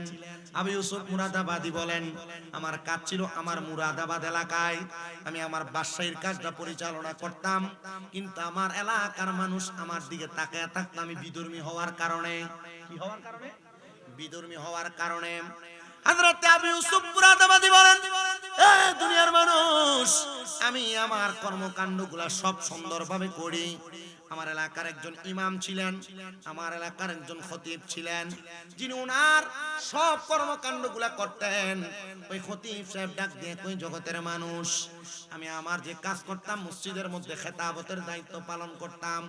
মসজিদে খেতাবতের দায়িত্বগুলো পালন করা অবস্থায় আমি আমার সংসার চালাইতে বড় কষ্ট হয়ে গেছিল। কি চালাইতে? সংসার চালাইতে বড় কষ্ট হয়ে গেছিল। হযরত আবু ইউসুফ মুরাদাবাদীর এলাকার ওই খতিব সাহেব ডাক দিয়ে বলে, আমার স্ত্রী একদিন রাত্রবেলা আমার হাতটার মধ্যে ধরে ডাক দিয়ে কয়, স্বামী গো, জানি আপনি রাগ করবেন, তবে আমি আপনার কাছে একটা কথা বলি, আপনি যে চাকরিটা করেন এই চাকরির টাকা দিয়ে তো আমাদের সংসার চলে না, ছোট বাচ্চাটার দুধ ক্রয় করা যায় না। স্বামী গো, আপনি নতুন একটা চাকরির মধ্যে চলে যান, যেটার মধ্যে যাওয়ার কারণে আপনি খুব বেশি ইনকাম করবেন। দেখবেন অনেক মহিলা আছে যারা স্বামী যা কামাই করে তাতে সন্তুষ্ট না, এক তুলনা দেয়, তোমার লগের বাড়ির অমুক এত টাকা কামাই করে, তুমি কি করো? কয় না অনেক। মা বোনদের কাছে বলবো, আপনারা যারা আপনাদের স্বামীদেরকে এগুলা বলেন, আপনারা এমন কথা থেকে সাবধানে থাকবেন। এমন কথা বললে আল্লাহ রিজিক আরো কমায় দেয়, বাড়ায় দেয়। এজন্য আপনারা আল্লাহর প্রতি তাকওয়াবান হবেন, আল্লাহর প্রতি তাওয়াক্কুল ঠিক রাখবেন, দেখবেন আল্লাহ তাআলা অসংখ্য সম্পদ দান করবেন। আর যদি সম্পদ নাও দান করে, যেটা দেয় এটাতে লাখ টাকার মালিকের থেকে বেশি শান্তি দান করবে। মহিলার কথা মোতাবেক ওই খতিব সাহেব বলেন, আমি আমার স্ত্রীকে বুঝ দেওয়ার জন্য আমি বললাম, ঠিক আছে, আমি ওই চাকরিটা ছেড়ে দিব। কিন্তু আমি চাকরি ছাড়ি নাই, কারণ আমি জানি আল্লাহ তাআলার অভিশাপ বড় মারাত্মক। আমি আল্লাহর প্রতি তাওয়াক্কুল রাখা আমার আল্লাহ তাআলার কাছে দোয়া করতে লাগলাম, আল্লাহ আপনি আমার এমন লজ্জা দিয়েন না, আমার স্ত্রীর কাছে আপনি শরম দিয়েন না। ইমাম সাহেব ডাক দিয়ে কয়, জগতের মানুষ, আমি আমার আল্লাহ তাআলার কাছে তাহাজ্জুদ পড়তে লাগলাম, নফল ইবাদত করে করে কান্না করতে লাগলাম, কিন্তু আমার সম্পদ বাড়ে না, আমার টাকা পয়সা ধন বাড়ে না। আমি প্রত্যেকদিন সকালে বের হয়ে রাত্র আসি, আমার স্ত্রী আমারে ডাক দিয়ে কই, স্বামী গো, কই আপনি যেই কাজে গেছেন, আপনি কি নতুন কাজের টাকা পান নাই? আমি আমার স্ত্রীকে বলি, স্ত্রী আমার টাকার বেতনটা একসাথে পাবো। একদিন, 2 দিন, 3 দিন করে 7 দিন হয়ে গেছে, আমার কোনো বেতন নাই। আমার স্ত্রী আমারে যখনই জিজ্ঞাসা করে, আমি তখন আমার স্ত্রীকে বলি, তোমার বেতন তুমি পাইবা, একসাথে দেওয়া হবে। কিন্তু ইমাম সাহেব ডাক দিয়ে কই, বৃহস্পতিবার আমি আমার ঘরের মধ্যে বসাম, আমি যখন আমার ঘরে আসলাম, আমার স্ত্রী আমারে ডাক দিয়ে কই, স্বামী, প্রত্যেক বৃহস্পতিবারে কোনো কাজ কর্নেওয়ালা ব্যক্তি তাদের কাজের বেতন পাওয়া যায়, আপনি কি আপনার কাজের বেতন পান নাই? স্বামী ডাক দিয়া কই, স্ত্রী গো, আমি আমার কাজের বেতন কোথায় পাবো? আমি আপনাকে বলতেছি, আপনাকে আমি একটু পরে জবাব দিই। এই কথা বললাম, আল্লাহ তাআলার ওই বান্দা বলেন, আমি 2 রাকাত নামাজে দাঁড়াইলাম, নামাজে দাঁড়ায় আল্লাহর কাছে চোখের পানিগুলা নিমিষে ছেড়ে দিলাম, আর আমি মনে মনে বলতে লাগলাম, আল্লাহ, ও আল্লাহ, আমার স্ত্রী যে আমার কাছে বেতনের কথা বলে, আজকে তো আমার স্ত্রী আমাকে ছাড়বে না। আল্লাহ তুমি বলো, তোমার কাছে তো জবাবের কোনো অভাব নাই, আমি আমার স্ত্রীকে কি জবাব দিব? আল্লাহর পক্ষ থেকে ইলহাম আসছে হযরতের কাছে, ওনার বুকের মধ্যে ইলহাম, এ আল্লাহর বান্দা শোনো, তুমি বইলা দাও, তোমার কাজের বেতন তুমি আগামী কালকে পাইবা। হুজুর বলেন, আমি নামাজ শেষ করলাম, নামাজের পরে আমি আমার স্ত্রীকে জবাব দিলাম, আমার কাজের বেতন আগামীকাল পাওয়া যাবে, কিন্তু কোথা থেকে বেতন আসবে আমি এটার কোনো গ্যারান্টি জানি না। আমি পরের দিন সকালবেলা চলে গেলাম, মসজিদে নামাজ আদায় করি, নামাজ আদায় করে আমি যখন বাড়িতে আসি, আসার সময় আমার কাঁধের মধ্যে একটা গাটুরি নিলাম, যে গাটুরির মধ্যে ভরা পাথর আর পাথর। আমি আমার বাড়িতে গেলাম, যে দেখি আমার বাড়িতে খাবারের বড় ইন্তজাম। আমি আমার স্ত্রীকে জিজ্ঞাসা করলাম, এই স্ত্রী গো, এত খাবার কোথা থেকে আসলো? বলে, স্বামী, আপনি বেতন পাইছেন, আর আপনার বেতনের খাবার আমার ঘরে গুদামজাত করা অনেক খাবার, আপনি আমারে বললেন আমি কোথায় পাইলাম, আপনি আমার সাথে মস্কারি করেন। 10-12 বস্তা খাবার পাঠিয়ে দিলেন, আবার কাঁধের মধ্যে আরেকটা বস্তা দেখা যায়। হুজুর বলে, এটা বস্তা, তুমি কি জানো বস্তার মধ্যে কি? স্ত্রী বলে, অথবা এই বস্তার মধ্যে আপনার কোনো সম্পদ, কোনো টাকা পয়সা? উনি চিন্তা করেন, আরে বস্তার মধ্যে কোনো সম্পদ নাই, টাকা পয়সা নাই, আমি তো আমার স্ত্রীকে বুঝ দেওয়ার জন্য এটার মধ্যে পাথর পুরে নিয়ে আসছি। উনি ডাক দিয়ে বলেন, স্ত্রী, রান্না বান্না করতেছো, সুন্দর খাবার রেডি করতেছো, তুমি বলো খাবার কোথায় পাইলা? তুমি না বলার আগ পর্যন্ত আমি খাবার মুখে দিতাম না। এ পর্দার অন্তরালের মা, আপনার স্বামী কামাই করে আপনারে খাওয়ায়, এ সন্তানেরা, তোমার বাবা তোমারে কামাই করে খাওয়ায়, এ বাবারা, আপনার সন্তান আপনারা কামাই করে খাওয়ায়, হালাল খাওয়ায় না হারাম খাওয়ায়, একবারও যাচাই বাছাই করলেন না। মুখে লোকমাটা তোলার আগে একবারও চিন্তা করলেন না, কি হালাল খাই না হারাম খাই? আপনি হারাম খাইয়া যদি কবরে যান, এটার জন্য আপনাকেও জবাবদিহিতা করা লাগবে। এজন্য আপনারা বলেন, আমরা যখন যেখানে যার ঘরে খাই না কেন, হালাল হারাম যাচাই করার দরকার আছে না নাই? মহিলা যারা আপনার স্বামীর কাছে বারবার প্রতি মাসের বেতন পাওয়ার পর একটা নতুন থ্রি পিস, প্রতি মাসে বেতন পাওয়ার পর কোনো না কোনো বায়না দেখান, এই মহিলা, তোমার জামাই তখন তার নিজের ইনকাম করা হালাল টাকা দিয়ে হয় না বিদায় তখন হারামের দিকে পাও বাড়ায়, তুমি এটার জন্য জবাব দেওয়া লাগবে। এজন্য ভালাবুরা খাওয়ার জন্য হারাম পথে না যাইয়া, কম ডাল ভাত খাওয়ার জন্য হালাল পথে 1 টাকা, এটা স্বামী কামাই করে কিনে এটা যাচাই করো। তুমি 10,000 টাকার শাড়ি কাপড় আর থ্রি পিস পরে শান্তি পাইবা না, কিন্তু 500 টাকার বাটিক কাপড় বললে দিয়ে শান্তি পাইবা। তবে লাগবো কি ইনকাম? আপনাদের কথা কোন না, ইনকাম কি লাগবো? খতিবে মুকাররম ডাক দিয়া কই, স্ত্রী, এত খাবারের উৎস আমি না জানা পর্যন্ত খাবার আমি আমার মুখে তুলব না। স্ত্রী ডাক দিয়া বলতেছেন, এ খাবার আপনি না আমার কাছে বাদশার বাড়ি থেকে লোক দিয়া পাঠাইছেন? বলে, কি বলো? কোন বাদশা? বলে, আবু ইউসুফ মুরাদাবাদী পাঠাইছে। বলে, আবু ইউসুফ মুরাদাবাদী যদি পাঠাই, আবু ইউসুফ মুরাদাবাদীর কাছে যে খবর নেই কি লাগা পাঠাইলো? দৌড়ে গেছে আবু ইউসুফ মুরাদাবাদীর কাছে। এ আবু ইউসুফ মুরাদাবাদী, 2 বস্তা চাল, 2 বস্তা ডাল, 2 বস্তা আটা, আবার 2 বস্তা, এমন ভাবে 10টা বস্তা আপনি আমার বাড়িতে পাঠাইলেন কেন? কারণ কি? আবু ইউসুফ কয় আল্লাহর ভয়। কার ভয়? ইমাম সাহেব কয় আবু ইউসুফ মুরাদাবাদীর লগে আমার যোগাযোগ নাই, কথা নাই, বার্তা নাই, এ কয় আল্লাহরে ভয় করে আমার বাড়িতে 10 বস্তা খানা পাঠাইছে। তার মানে বোঝা যায় আল্লাহরে ভয় করলে কোনো না কোনো ভাবে আল্লাহ দেয় কি দেয় না। আবু ইউসুফ মুরাদাবাদী, আপনি জবাব দেন, আপনি কেন পাঠাইছেন? আবু ইউসুফ মুরাদাবাদী কয় জানো, আমার পেটের মধ্যে এবং মাথার মধ্যে বড় ব্যথা ছিল। আমি নিয়ত করছিলাম আমার ব্যথাগুলা যদি বালা হইয়া যায়, আমি আল্লাহর রাস্তায় আল্লাহর কোন নেক বান্দাকে 20 কেজি চাউল এবং 20 দিরহাম, 5 কেজি চাউল এবং 20 দিরহাম তারে হাদিয়া প্রদান করব।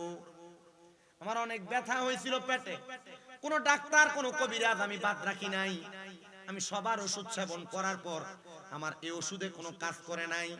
আমার একজন সেনাপতি আমার জবাব দিছে, এ আবু ইউসুফ মুরাদাবাদী, আপনি তো দুনিয়ার ডাক্তারি দেখছেন, আল্লাহর প্রতি বিশ্বাস রাখে আপনি একজনকে সাদাকা প্রদান করেন। হযরত আবু ইউসুফ বলেন আমি নিয়ত করছিলাম, নিয়ত করার পর আল্লাহ তাআলা অল্প সময়ে আমার পেটের ব্যথা পীড়া ভালো করে দিবেন। কিন্তু আমার পেটের পীড়া ভালো হওয়ার পরে আমি আমার নিয়তটারে উল্লে ফলাইছি। এই যে করোনা আওনের পরে মসজিদে মুসল্লি আর মুসল্লি, ভূমিকম্প আওনের পরে ঢাকার কোন মসজিদে ছাদের উপরে মুসল্লি আড়ে না, কিন্তু এই করোনা শেষ মুসল্লিও, বিপদ শেষ ইবাদতও, বিপদ শেষ আল্লাহর এটা হনো, ওয়াই জরাইলে আল্লাহ বাঁচাও, জ্বর শেষ ফজরের নামাজও দান বাচ্চা গেছে। আবু ইউসুফ মুরাদাবাদী কয় আমি যখন আমার পেটের ব্যথা ভালো হয়ে গেছে কইছি এই দিরহাম দেওয়ার দরকার নাই, 5 কেজি চাউল দিয়ে দিস মোল্লারে, দিলে কোন রহমনি বাস। আমি আমার নিয়তটাকেও বাট্টেক করার কারণে আমি দেখলাম আমার পায়ের পাতা থেকে মাথার তালু পর্যন্ত মনে হয় ব্যথা দৌড়াদৌড়ি শুরু হয়ে গেছে। কোন ডাক্তার বাদ রাখে নাই, সব আমার কাছে, কিন্তু আমি আবু ইউসুফ মুরাদাবাদীরে তারা ভালো করতে পারে না। যখন তারা ভালো করতে পারে না, আমি ডাক দিয়া বললাম এ আমার সেনাপতিরা, যারা আমার গুদাম থেকে 5 রকমের 10টা বস্তা খানা ইমামের বাড়িতে পাঠিয়ে দি, আমি পাঠিয়ে দিছি গো। পাঠিয়ে দেওয়ার সাথে সাথে আল্লাহ তাআলা আমার সকল পীড়া ভালো করে দিছে।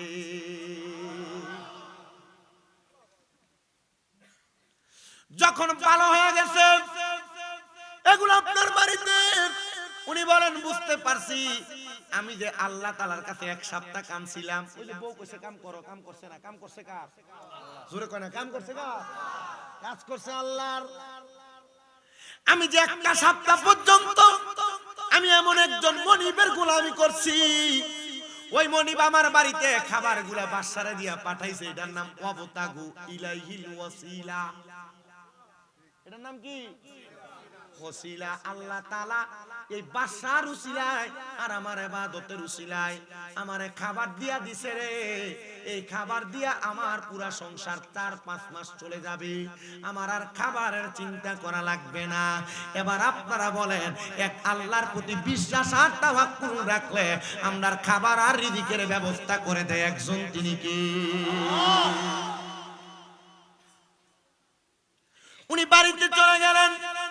স্ত্রী ডাক দিয়ে কয় স্বামী সন্ধান পাইছেন? বলে হয় পাইছি। আচ্ছা তো খাবার খান। খানা খাওয়ান। খাওয়ার পর স্বামী ওই যে আরেকটা বস্তা কান্দে করে আনছিলেন, এটা একটু খুইলা দেন। এটা কি আছে একটু দেখি, কারণ যা আনছেন শব্দ খানা, এটার ভিতরে নি দিরহাম দি আছে, কামের বেতনটা মুন্ডা।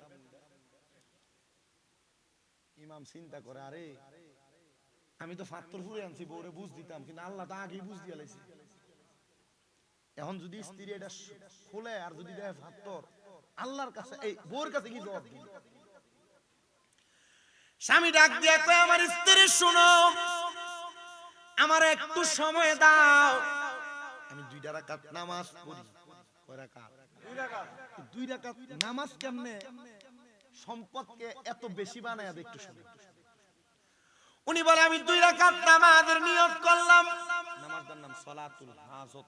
সালাতুল বিদেশ যাইতেন পারেন না, টেহা পয়সা নাই, রোগ মাফ হয় না, কত কাম করেন কামই হয় না, ব্যবসা দেন বরকত হয় না, কোন হাজত সন্তান পড়ালেখা করে ইতালি ফাটাইবেন অমুক দেশ ফাটাইবেন, কাজ হইতেছে না, সালাতুল হাজতের নামাজের নিয়ত করবেন। 2 রাকাত করে 4 রাকাত করবেন। প্রথম রাকাতে সূরা ফাতিহা একটা সূরা মিলাইবেন, দ্বিতীয় রাকাতে সূরা ফাতিহা সূরা ইখলাস 3 বার পড়বেন, পরে রুকু দিবেন, সিজদা দিবেন, সুবহানা রাব্বিয়াল আলা 3 বার পড়া বাংলাতে যে হাজতটা আছে সমস্যাটা আছে এটা সিজদার ভিতরে করবেন। আল্লাহর নবী রাহমাতুল লিল আলামিন নবীজির প্রখ্যাত মুসলিহ সলিহিন বান্দা আবেদ বান্দারা বলে এই সালাতুল হাজতের নামাজের ওসিলায় আল্লাহ তাআলা বান্দার অসংখ্য হাজত পূরণ করে দেয়। সেম নিয়মে 4 রাকাত নামাজ। আমি আমার সব মাহফিলে তাহাজ্জুদ এবং সালাতুল হাজত বিভিন্ন নফল নামাজের কথা কই, আর এডির কারণে বহু মহিলা বহু পুরুষ মানুষ ফল পায় বিদায় অতলা অতলা অতলা অতলা করে খানা, অতলা অতলা করে টেহা আঁশ মুরকা একলগে 10টা ডাব গাড়ির পিছনে ফুরাই দিয়া বাইতে খায়। এক বেটির বাড়ি গাইবান্ধা, বেটির নাতি মইরা যা, হুজুর পিতৃতে পাথর। ওই তাহাজ্জুদ নামাজের ওয়াজ করছি, বেটি শুনছে, বেটি নাতি মিলে কইছে 3 মাস তাহাজ্জুদ পড় দেখবি তোর পাথর ভালো হয়ে যাবে। ডাক্তার দেখাইছে পরীক্ষা কইরা কয় হুজুর পাথরই তো নাই। বেটি ফোন দিয়া প্রতি মাসে মাসে 5,000 করে ভাড়া। চিন্তা করলাম চাকরি না করলেও চলবো। হজে যাইতেছে, এই মন শাসন বাড়ি হজে যাবে, মন শাসন 2 ফোলা মারা গেছে। ও বাবা আপনার ওয়াজ শোনার পর থেকে তাহাজ্জুদ কাজা নাই, 5 ওয়াক্ত না তাহাজ্জুদ নামাজ কাজা নাই। যাওয়ার আগে বাইত নিয়ে হাদিয়া খানা, এই এলাকাত মনে ড্রাগন ফলের বাগান নাকি তৈছে, হেনতা এডি লয়ে গেছে, কমলা হইছে এডি লয়ে গেছে, নিয়ে কইছে আউনের পর আরো দেন। আমার এক ওস্তাদ শুধু আমারে বলছিল তাহাজ্জুদ গুজারি হও, দুরূদ শরীফের প্রতি আকৃষ্ট হও, সম্পদের পিছনে তুমি দৌড়ান লাগতো না, টেহা লয়ে মানুষ তোমার পিছনে দৌড়াইবে।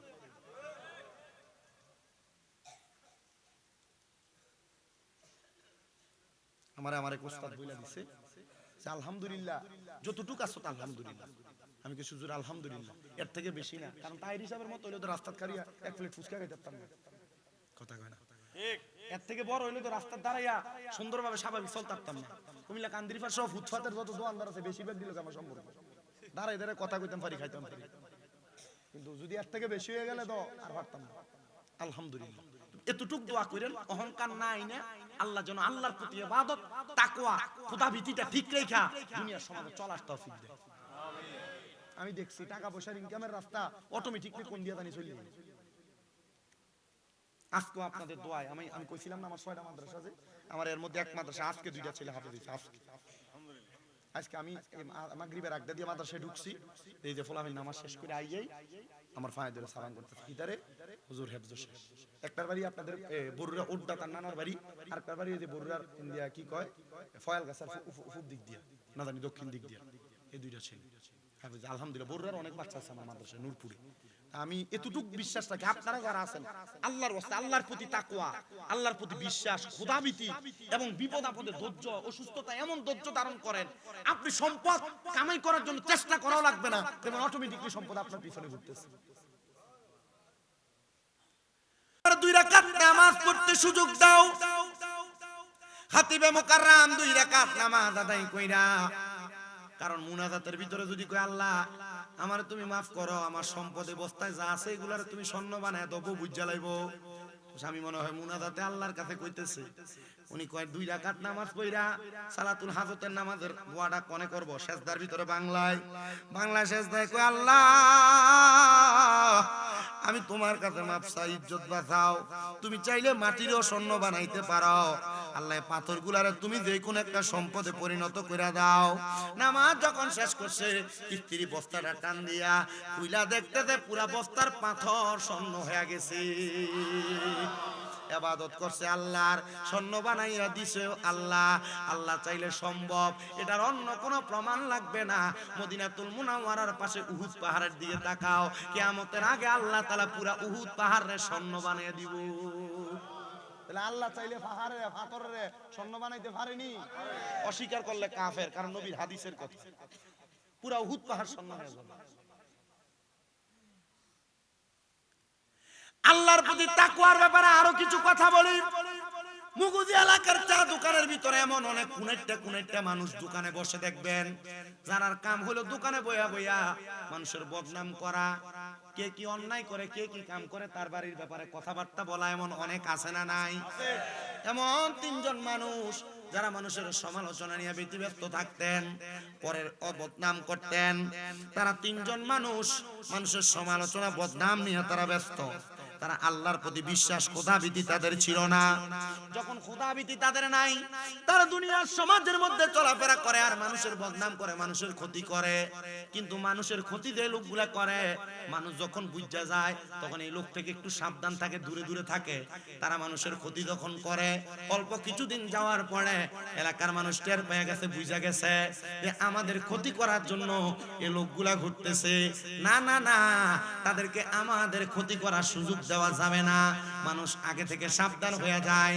তারা তিনজন বলে, আমরা যখন টের পেয়ে গেলাম আমাদের ক্ষতির সাধনের কথা মানুষ বুঝে যায়, আমরা তিনজন একসাথে হইয়া এলাকার বাহিরে যাইয়া আমরা একা একা বসে বসে প্ল্যান করতে লাগলাম একটা গুহার মধ্যে। কিন্তু আমরা যখন মানুষের ক্ষতি করার জন্য আমরা প্ল্যান করতেছি, এমন টাইমে আমাদের গুহাটার মুখের মধ্যে তিনটা বড় বড় পাথর আইসা গুহার মুখটা বন্ধ করে দিছে। আপনি পরের ক্ষতি করবেন, আপনার ক্ষতি কইরা দিব একজন, বলেন তিনি কি? মানুষের ক্ষতি করুন যাইবো, শত্রুর ক্ষতিও করবেন, শত্রুর ক্ষতিও করবেন।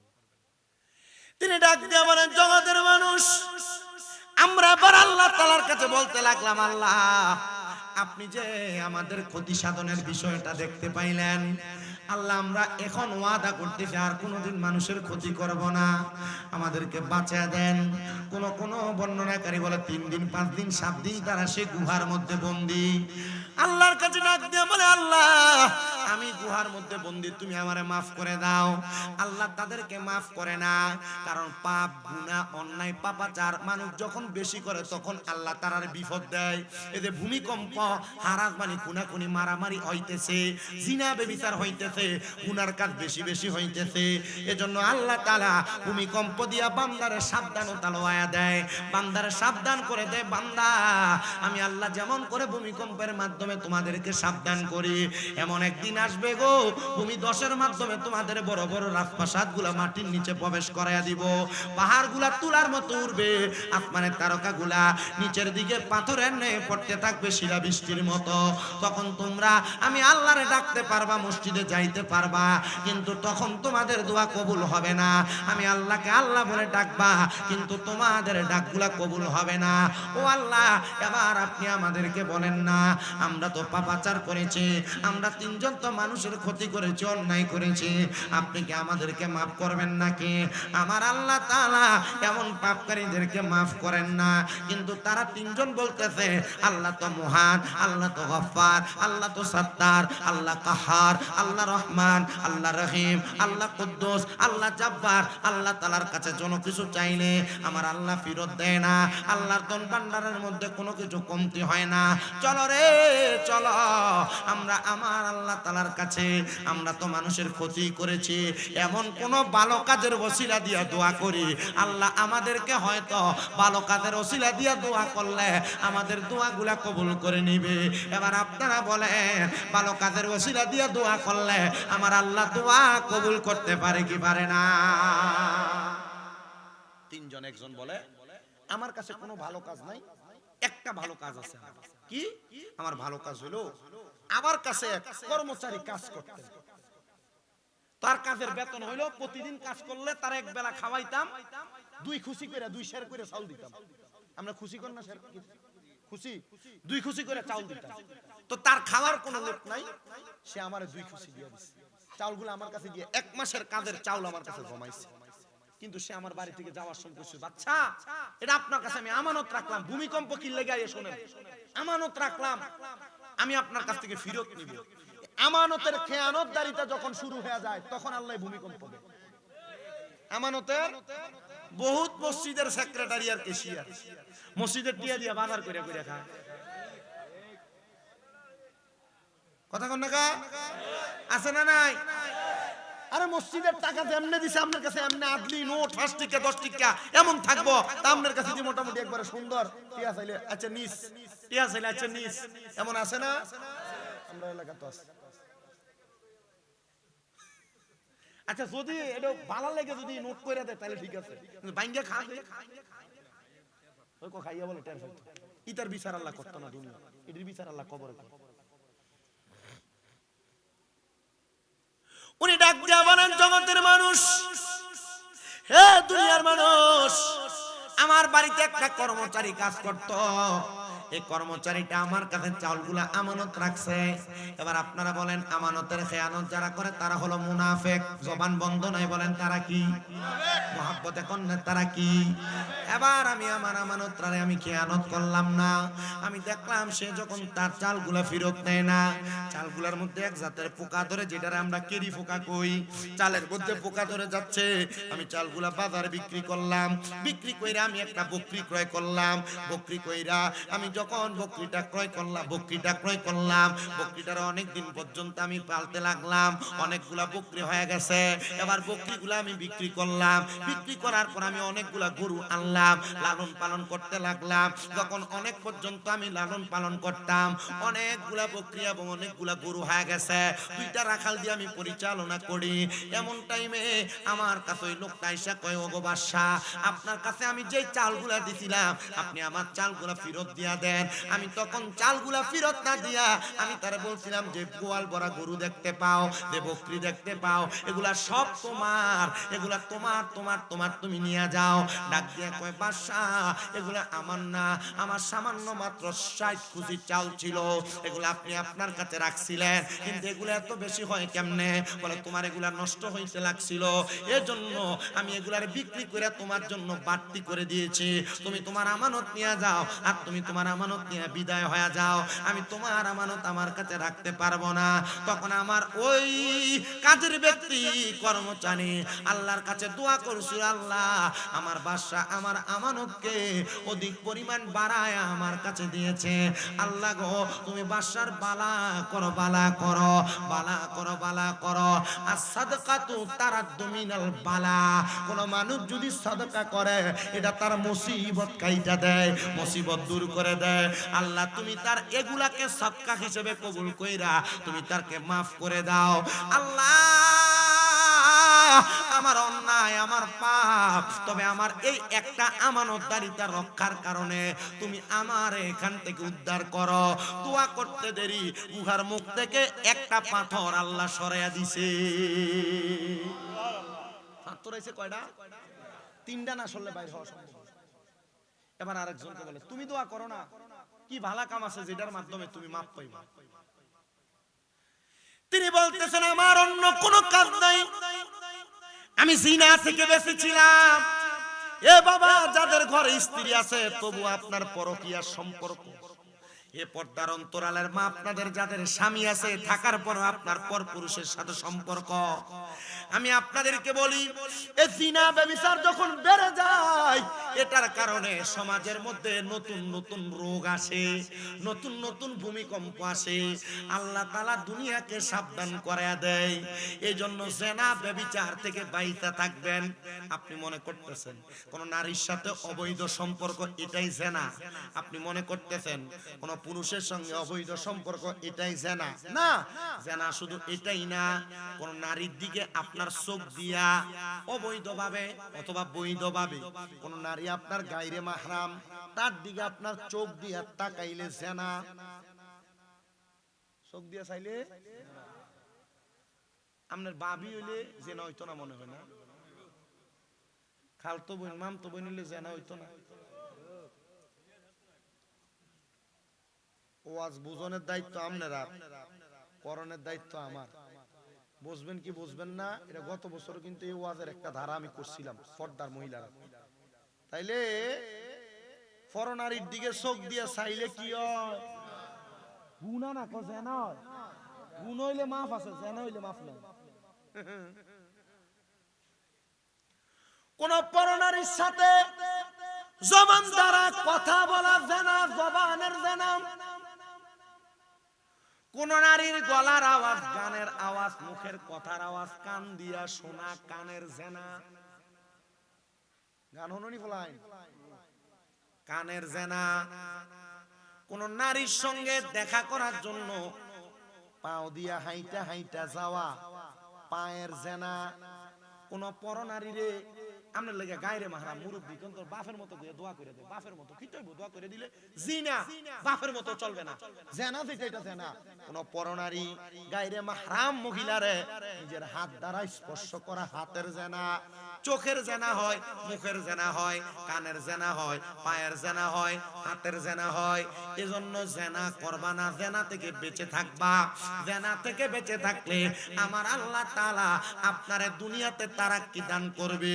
যখন জেনা ব্যভিচার বেড়ে যাবে, সমাজের মধ্যে বিভ্রান্ত হবে, মারামারি হবে, কাটাকাটি হবে, সমাজের মধ্যে ভূমিকম্পের মতো ভূমিধস হবে, মানুষের সম্পদ ধন সম্পদ কইমা যাবে।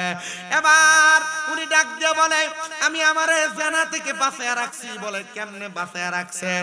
ডাক দিয়ে কই, জগতের মানুষ, আমার একটা চাচাতো বোন বড় সুন্দর, তার চেহারাটা বড় মায়াবী। আমি তারে যখনই দেখতাম আমার মনের মধ্যে টেনশন লাগতো। তারে যদি পাইতাম আমি তার দেহটাকে বুক বিলাস করতাম। আমি চিন্তা করতে লাগলাম কোন মেয়ের ব্যাপারে, কোন মহিলার ব্যাপারে মনে মনে এমন চিন্তা করা আপনার অন্তরের জেনা। অন্তরের জেনা মেলামেশা করলে যেই গুনাহ, অন্তরে গুনার কথা চিন্তা করাও জেনার গুনাহ। চিন্তা করে দেখো। আমি চিন্তা করতে লাগলাম। এমন একদিন রাত্রবেলা আমার চাচাতো বোন আমার ঘরের দরজায় ডাক দিয়া বলে, ভাইজান মাত্র 200 দিরহামের জন্য আমি মহা মুসিবতের মধ্যে পড়ে গেলাম, আপনি আমার 200 দিরহাম দিয়া সহযোগিতা করেন। আমি আমার বোনকে প্রস্তাব করলাম 200 দিরহাম দিতে পারি একটা বিনিময়, যদি তুমি তোমার দেহটাকে আমাকে ভোগ করতে দাও। তার বেশি প্রয়োজন হওয়ার কারণে সে আমারে এবার তার দিরহামের কথায় রাজি হয়ে গেছে। রাজি হইয়া সে তখন আমার প্রস্তাবটা রাজি হইয়া টাকা নিয়ে চলে গেছে। পরের দিন সে আমার কাছে আসছে। আমি তারে ধাক্কা দিয়ে আমার খাটের উপর ফালাইলাম। তার দেহের উপর যখন আমি আস্তরণ করব, দেহের উপর উপরণ করব, এমন টাইমে আমি দেখলাম তার চোখগুলা বায়া বায়া পানি পড়তেছে। আমি তারে জিগাইলাম, তোমার চোখে কেন পানি দেখা যায়?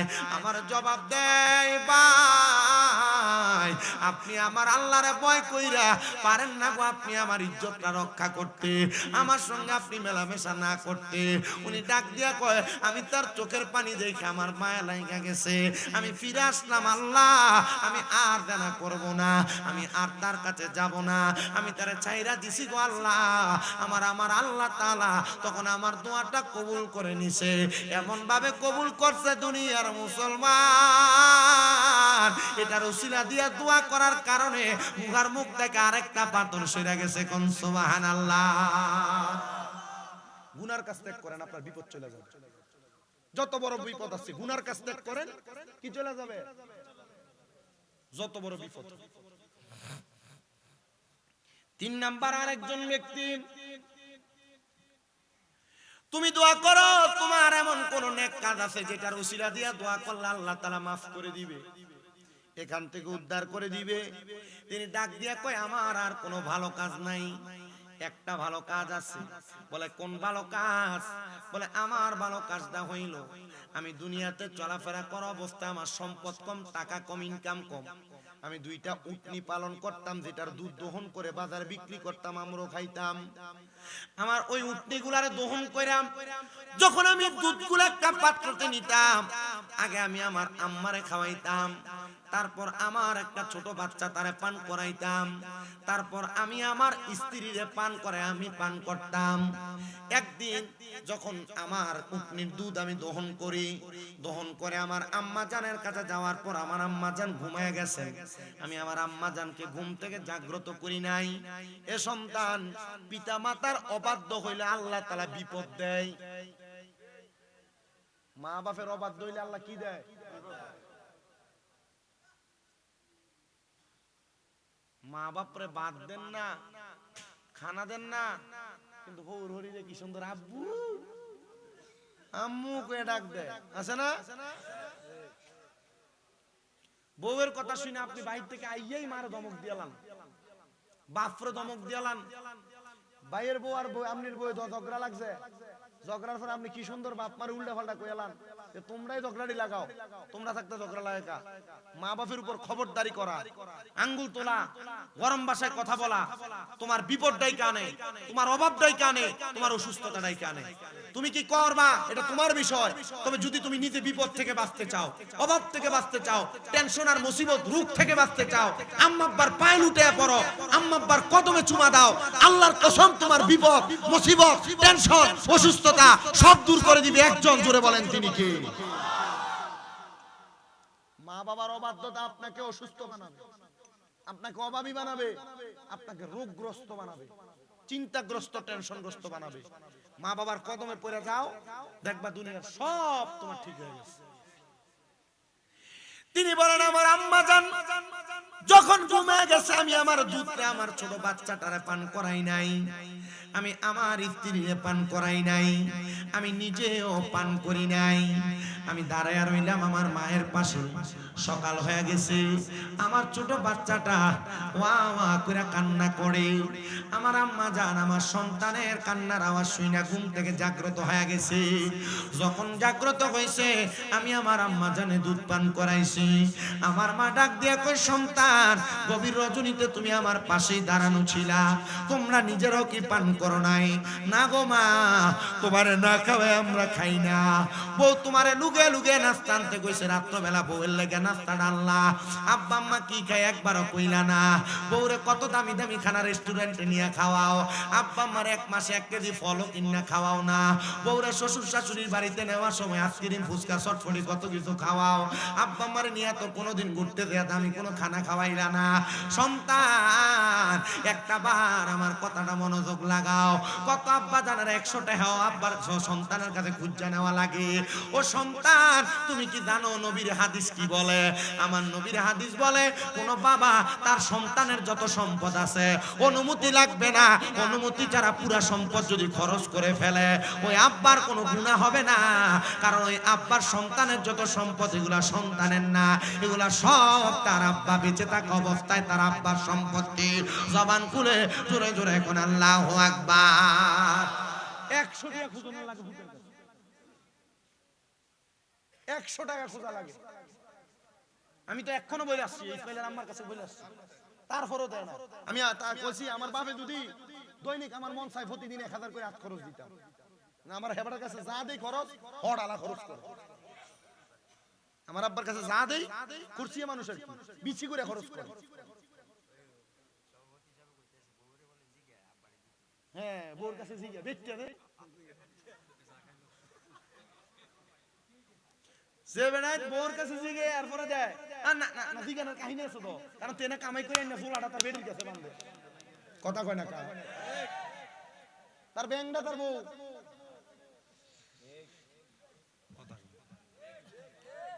আরে আসে না নাই? তবে দুনিয়াতে এমন কিছু কিঞ্চিত ঘটনা ঘটছে যে ঘটনাগুলো খুব বেইনসাফি ঘটনা। সন্তান কামাই কইরা তার বাপের কাছে তার বিদেশে সব টিয়া বাড়াইছে, ছুডু ভাই মেজো ভাই সবাই এই ফুতের টিয়া কামাই দিয়া বিলিং করে দিছে, কিন্তু ফলা বিদেশ থেকে আইয়া কিছু পাইছে না। এমন অনেক বেইনসাফি ঘটনা ঘটছে, আছে না? এমন বহুত বেইনসাফি ঘটনা আছে যে ফুতে বিদেশ করে দেখিয়া এই ফুতের কিছু দিছে না, শুধু ঘরের জায়গাটা দিয়া আর যা ছিল বাকি 2 ফুতের ভাগ করে দিয়ে লাইছে। এমন হইছে না অনেক? এটার কারণে বহু সন্তানরা মাঝে মাঝে অবাধ্য হয়। তবে সন্তান মা বাপ যদি নিজেরা না দেয় মান্য নিও। কথা কয় না? আর আমার তো বাপের দিন না বিড়াটাই নাই, কি নাই যে দূর আছে শুধু 2 রুমের একটা টিনের ছোট্ট ঘর, আমার তো নাই। কিন্তু আপনি আমার বাড়িতে যাইলে রাস্তার নামলে জিগাইবো, আপনি যদি কইবেন না স্বামী মিরাজের বাইক যান, জিগাইবো কোন বাইক, বুঝালেন কোন বাড়ি, মানে বাড়ি কয়টা।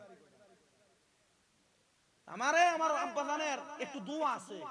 আমার আব্বা জান আমার দাদি যখন মুরব্বী মানুষ, তো আমার দাদি সকালবেলা আমার আব্বার কাছ থেকে নাস্তার জন্য আলাদা আলাদা চাইতো, আমার আব্বু দিতেন।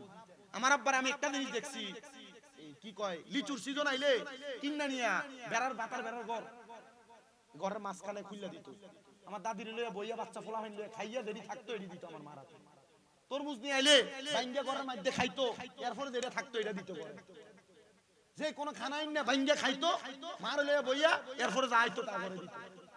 আমি বুঝছি যে না, আমার আল্লাহ দিছে মনে হয় আমার বাপের এমন কোন ভালো কামের কারণে। আপনি বুঝতেছেন না মনে হয়?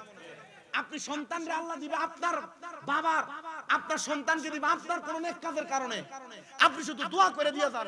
বহুত পোলাপান তারা মা বাপরে হজে ফাড়ায় না এখনো। তো এই যে ইসমাইলের দুলাভাইটা নিরে চোখের পানি টলটলাইতেছে, হুজুর আমার আব্বা কাজটা শেষ কইরা সরকারি চাকরি থেকে রিটায়ার্ডে আইছে, মনে করছি বাপ মার হজে ফাড়াম, হুজুর ফারছি না, সবটা পূরণ হইছে না। হুজুর আমি আমার মাটারে হজে ফাড়ামু চিন্তা করছি। আপনি আপনার বাপে হজ করব, সম্পদ বেচ চালাইবো, এর লাগি বাপের হজে ফাটান না। আরে বেটা তুমি চালাক না, চালাক না। তুমি যদি চালাক হইতা, তোমার অল্প সম্পদ থাকলো এক কোনা দিয়ে বেচো তাড়াতাড়ি, বেচা আব্বা আম্মারে কও জান হজে যাই ঘুরে আইয়েন। আরে মিয়া তোমার যে সম্পদ বেচা আব্বা আম্মা হজে যাইবো, ওই কাবা ঘরের কাছে যে গিলাপটা ধরে সৌর পানি দিয়ে ফালাইবো, যা বেচছে তার 10 গুণ আল্লাহ দিতে কি দেরি হইব নাকি? চালাকি বুঝো না তো তোমরা।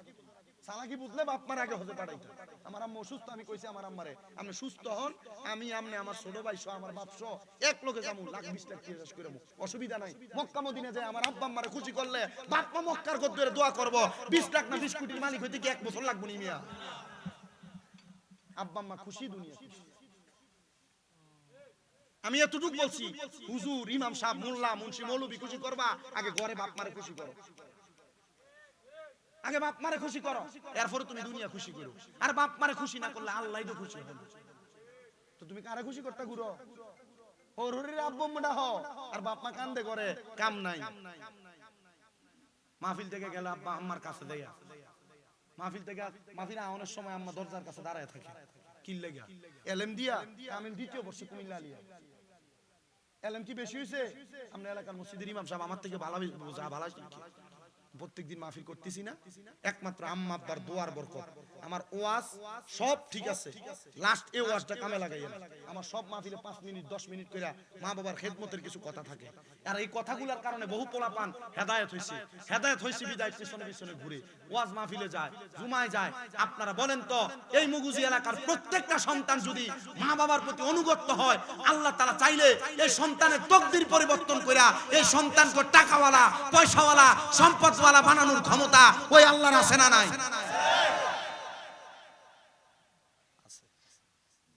মাহফিল সফল হবে তখন কালকে যদি শুনেন যে হ্যাঁ শামীম রাজার কথা শুনছে, আমার ফুতে হেদায়েত হইছে, আমার ফুতে আমার ফায়ে ধরে বাইতে মাপ চাইছে,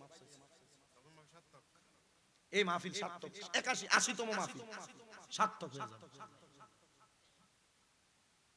মাপ চাইতে শরম লাগে, শরম লাগে। আমি ঠোঁট দিয়া বাপের ফায়ে সুমা দিছি, আমি ঠোঁট দিয়ে আমার মায়ের ফায়ে সুমা দিছি, এই যে অসুস্থ হয়ে পড়ে আছিল সুমা দিছি পাও দিয়ে, এই ঠোঁট দিয়া। আর মিয়া বিছানায় পড়ে রয়েছে, উঠতে পারে না, প্রস্রাব পায়খানা করে আলগি দিয়ে উঠানো লাগছে আমার আম্মার। যেদিন প্রথম আলগি দিছে আমার মার চোখে দিয়া পানি পড়ে। আমার মা কইতাছে তোরা আমরা লাগে আমার লাগে কত কষ্ট করতেছ। আমি তো চিন্তা করছি 10 মাস যে ফেটে রাখছে কষ্ট হইছে না? প্রথম 2 মাস তো উঠটা বসতেই পারে নাই, মার বিছানার পাশে টাইসে ঘুমাইয়াছিলাম, প্রস্রাব পায়খানা নিজে সাফ করছি, লড়ছি না। কোন সময় ডাক দেয়, ফজরের আগ পর্যন্ত ঘুমাইছি না, যখন দেখছি এবিডি ঘুমাইছে তখন ঘুমাইছি।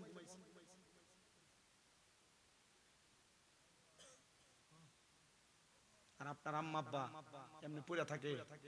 আমি আল্লাহর কাছে এখন এই যে মাহফিলে চলে আসি, 2 দিনের জন্য 3 দিনের জন্য চলে যায়, আল্লাহর কাছে বারবার কই আল্লাহ আমি জানি না আমার মার হক আমি আদায় করতে পারছি কিনা, তুমি আমার এটার কারণে বদদোয়া দিও না। আমি আমার মার কাছে আইয়া কই আম্মা আপনি আমার বদদোয়া দিয়েন না, কোনো কষ্ট হয়নি, বারবার ফোন দিয়ে দিকে খাইছেন আপনারা মা বাপরে দমকান নেই, আমি দমকাই, তবে আমার দমকটা অন্য রকমের। আমি আমার মারে দমকাই টাইম মতো খানা খায় না দেখি, আমি আমার মারে ধমকাই টাইম মতো ওষুধ খায় না দেখি, আমি আমার আম্মারে ধমকাই বেশি করে হাঁটে না কেন, আমি আমার আম্মারে ধমকাই টাইম মতো গোসল সবকিছু ঠিক মতো হয় না কেন, আমি আমার কোস্তাদ দিকে গেছি হুজুর গুণ হইব নি, সে এমন ভাবে দিস যেন কোমলতা থাকে। অসুস্থ মানুষ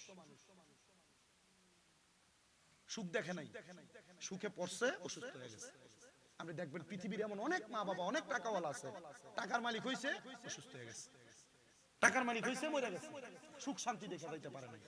আপনাদের পায়ে হাত দিয়ে বলি, পায়ে হাত দিয়ে বলি, যা করেন আম্মা আব্বার পায়ের কাছে পড়ে থাকেন। আম্মা আব্বার কদমের কাছে কোন সন্তান ছোট হইলে এই সন্তানকে দামি বানিয়ে দেয়া হবে, এই সন্তানকে দামি বানিয়ে দেয়া হবে। তো উনি বলেন আমার মা দুধ পান করে দোয়া করছে আর একটা নিঃশ্বাস ফালাইছিল, আমি এই পানি এই দুধ তারপর আমার বাচ্চারে খাওয়াইছি, আমার বাচ্চা কান্না বন্ধ করছে, আমার স্ত্রী পান করছে, আমি পান করছি। আল্লাহ আমার এই একটা দোয়ার কারণে তুমি আমরা এখান থেকে বাঁচিয়ে দাও। আল্লাহ তাআলা এমন ভাবে দোয়া কবুল করছে, পাথর সরাই দিয়েছে। তিনজন ওই গুহার মুখে সেজদা দিয়ে আল্লাহর কাছে কাঁদছে, আল্লাহ যদি তুমি তিনটা ভালো কাজের কারণে আমাদেরকে গুহার মৃত্যুর মুখ থেকে বাঁচাইতে পারো, আল্লাহ আমাদের বিশ্বাস, আমাদের সারাটা জীবন যদি ভালো ভালো কাজ থাকে, আল্লাহ তুমি আমরারে মাফ করে দিবা। এই মুগুজির মানুষ, এই যে এলাকার ভিতরে মুগুজি মধ্যমপাড়া ফুরকানিয়া মাদ্রাসাটা করছেন, ভালো কাম না খারাপ কাম? এই যে এটা কইরা ফালায় রাখছেন, ভালো কাম না খারাপ কাম? আরে দেলোয়ার হুজুর যে আপনার কাছে এমনি চাইছে, আমার কাছে শরম লাগছে। আমি আইতে দেখছি মুগুজি বাজার থেকে ঢুকনের পরে যে ইন্ডিয়া দেশ ডাইনে চাইলেও বিল্ডিং, বামে চাইলেও বিল্ডিং, টাকা চাওয়া লাগে আপনাদের কাছে?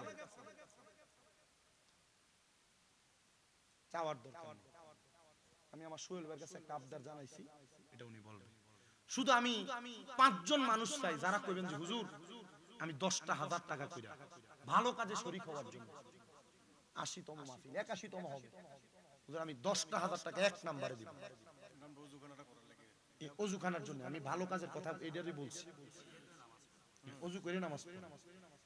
আমি 5টা মানুষ চাই 10,000 করে টাকা দিবেন, হয় এখন দিবেন, না 5 মাস পরে দিবেন, না 1 বছর পরে দিবেন। এক নাম্বার কে দিবেন বলো হুজুর আমার এই ভালো কাজের একটা ভালো কাজ হবে, আমি এক নাম্বার 10,000 টাকা দিব? একজন হাত তুলবেন। বুকুটা ভেসে যায় আনন্দের ঢেউ খেলে, বুকুটা ভরে যায় রবিউল আউয়ালে, পাখিরা যায় ডালে, ফুলেরা সবে হেসে খেলে বসন্ত ছড়ায়। আল্লাহ রবিউল নিয়ে দান করে 2,000 টাকা।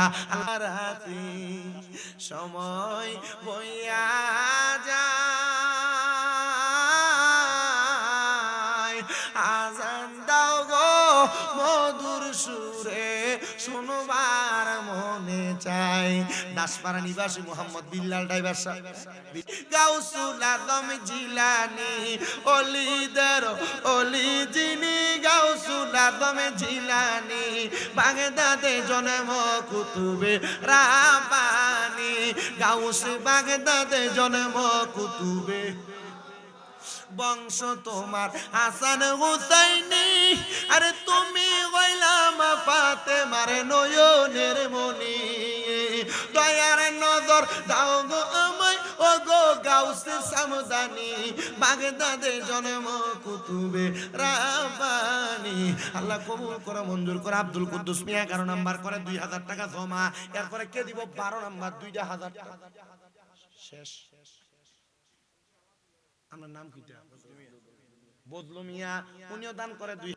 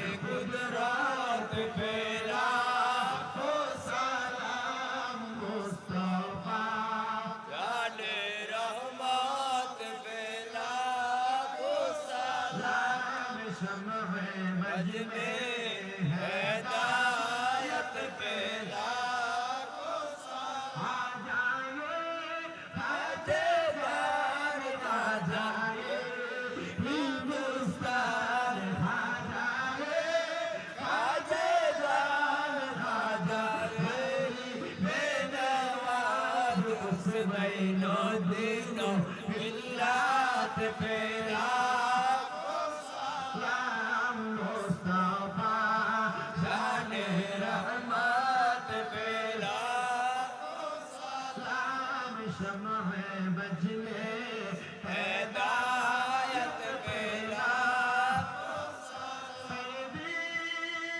মুর্শিদি জাগাতি মুর্শিদ ইমামে আহলে সুন্নাত বেলা সালাম মুস্তাফা জানে রহমত বেলা তো সালাম শমে বজ মে হেদায়ত পেলা Ya Pak Panjatun laku salam, Ya Pak Panjatun laku salam, Ya Pak Panjatun laku salam, Ya Pak Panjatun laku salam, Ya Hasan Shah Hussain laku salam, Ya Hasan Shah Hussain laku salam, Assalamu Nur Tasbih, Ya Assalam.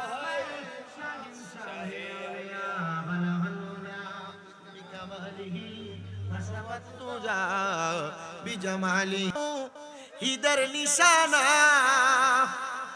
ওরে মাঝ ভান্ডারে উঠেছে তাও ঈদের নিশানা ওরে ঘুমায়ো না মায়ার ঘুমে আখের জামানা আখেরি জামানা ওরে খেদমতে গো ইলে দাখিল এলমেলাদুন হবে হাসিল ওরে দুষ্ট দুশ্মন সমান হবে কিসের ভাবনা ওরে দুষ্ট দুশ্মন সমান হবে কিসের ভাবনা আরে ঘুমায়ো না মায়ার ঘুমে আখের জামানা আখেরি জামানা আরে মাঝ ভান্ডারে উঠেছে তাওহীদের নিশানা আরে মাঝ ভান্ডারে উঠেছে তাওহীদের নিশানা ঘুমায়ো না মায়ার ঘুমে আখের জামানা আখেরি জামানা আল্লাহ কবুল করুক আমিন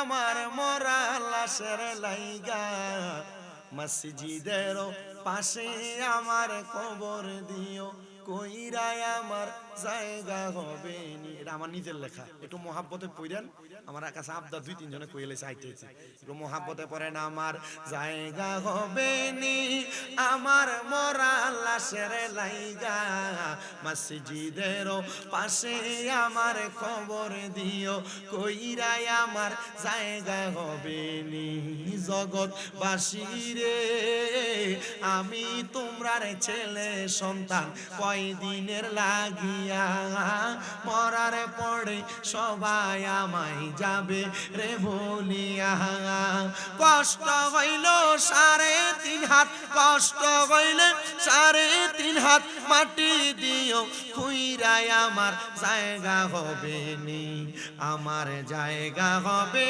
নি আমার মরা লাশের লাইগা মসজিদের পাশে আমার মসজিদের পাশে আমার কবর দিও কইরাই আমার জায়গা হবে নি জগৎবাসী রে আমি যেদিন যাব মারা দুনিয়া সারিয়া ভাই বন্ধু আত্মীয় স্বজন যাবে রে ভুলিয়া তোমরা রে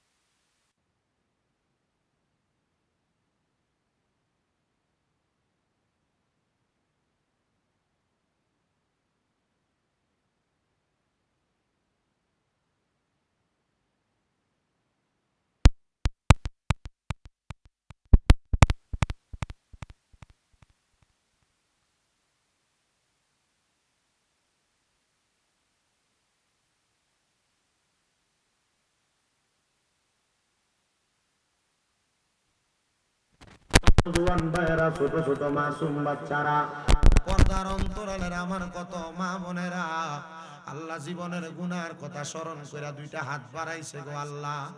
যার হাতটা তোমার দরবারে মায়া লাগে, পছন্দ হয়, ওই হাতের উসিলায় আমরা প্রত্যেকের জীবনের গুনাহ তুমি আল্লাহ ক্ষমা কইরা দাও।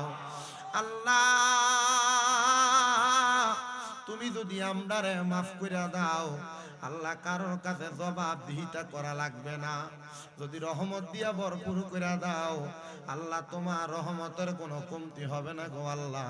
তোমার রহমানুর রাহিম নামের খাতিরে আমরার জীবনের গুনাহ মাফ কইরা আমরারে বেগুনাহ মাসুম বান্দা বানায়া দাও। এরে আমার এই মুগুজি এবং আশেপাশে এলাকার মা বোনেরা গো, কি গো মা, মাইকের আওয়াজ তোমাদের কানে যায়নি গো, মুনাজাত হইতেছে গো মা, আমার আল্লাহর দরবারে আমিন আমিন করে দুইটা হাত বাড়ায় দাও মা। আমাদের বিশ্বাস আছে গো মা, আমার আল্লাহ একটা হাতও কালি ফিরে দিবে না। আল্লাহ আজকের জান্নাতের বাগান মাহফিলের মধ্যে অনেক সন্তানেরা হাত বাড়াইছে, আল্লাহ যাদের জগতের মধ্যে আব্বা নাই, অনেকে হাত বাড়াইছে যাদের দুনিয়াতে আম্মা নাই। বাবুদো, যেই বাবা রিক্সা চালাইয়া মাটি কাইটা মাথার গাম পায়ে ফালাইয়া পরের বাড়িতে বদলার কাম কইরা সন্তানরা মানুষের মতো মানুষ করার জন্য আব্বা বড় কষ্ট করছে, এমন আব্বা যাদের কবরে আল্লাহ আব্বার কবর জান্নাতের বাগান বানায়া দাও। আল্লাহ কত মানুষ হাত বাড়াইছে তাদের দুনিয়াতে মা নাই, যে মা 10 মাস 10 দিন গর্ভে ধারণ করে সন্তানের প্রসব বেদনা সহ্য করতে মার বড় কষ্ট হইছে। আল্লাহ যাদের এমন মা কবরে, আমার কবর জান্নাতের বাগান বানায়া দাও। আল্লাহ অনেকে আছে মাও নাই বাবাও নাই, একবার এতিম গো আল্লাহ, তাদের আম্মা আব্বার কবরে আর আযাব দিও না, মরিয়া গিয়াছেন আল্লাহ। আল্লাহ দারার মাও বাপ মাফ করিয়া দেন না গো আল্লাহ কবরে আযাব। আল্লাহ যাদের মা বাবা কবরে, আম্মা আব্বার কবর নাজাতের ফয়সালা করো। যাদের মা বাবা বেঁচে আছে হায়াতে তৈয়বা নসিব করে দাও। আল্লাহ বিশেষ করে আমার সোহেল ভাই, আমার জনাব মাসুদ পারভেজ ভাই, আমার সাইফুল ভাই, আমার জুয়েল ভাই, তারা সহ যারা মসজিদের ওযুখানার জন্য দান করেছে 10,000 5,000 2,000 1,000 1 টাকা পর্যন্ত, আল্লাহ প্রত্যেকের দানগুলা কবুল ও মঞ্জুর করে নাও।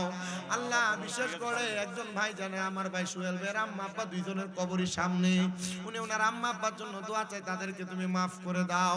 আমার এই ভাই যেন দোয়া চাইতে মাসুদ পারভেজ ভাই, আল্লাহ আমার ভাই যেন দোয়া কবুল করে নাও। বিশেষ করে আমার এই মুরব্বী আব্বা জাহাঙ্গীর সাহেব দোয়া চাইছে ওনার সন্তানদের জন্য, আল্লাহ ওনার দোয়া তুমি কবুল ও মঞ্জুর করো। কুলসুম আক্তারের জন্য দোয়া চাইছো, অসুস্থ মানুষ তারা শেফা দান করো। রুজিনা বেগমের জন্য দোয়া চাই, তারও তুমি কবুল ও মঞ্জুর করো। আমার অনেক প্রবাসী ভাইরা বিদেশ থেকে দোয়া চাই, আল্লাহ আমার প্রত্যেক প্রবাসীদের খাস দোয়াগুলো কবুল ও মঞ্জুর করো। প্রবাসীদের ব্যবসা বাণিজ্য কাজকর্মে চাকরি বাকরিতে বরকত দাও। আল্লাহ অনেকে পড়ালেখা করে বিদ্যা বুদ্ধি বাড়াইয়া দাও, মানে সম্মান ইজ্জতে জিন্দেগি নসিব করে দাও।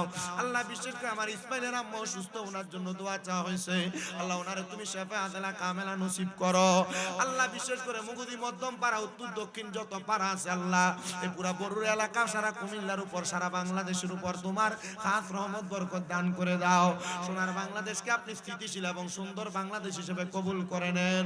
আল্লাহ বিশেষ করে আমার একজন ভক্তের জামাতা ফাতেমা বেগমের জামাই মাসুদ মিয়া, উনি অসুস্থ অবস্থায় দুবাই আছে, ওনাকে শেফা দান করে দেন।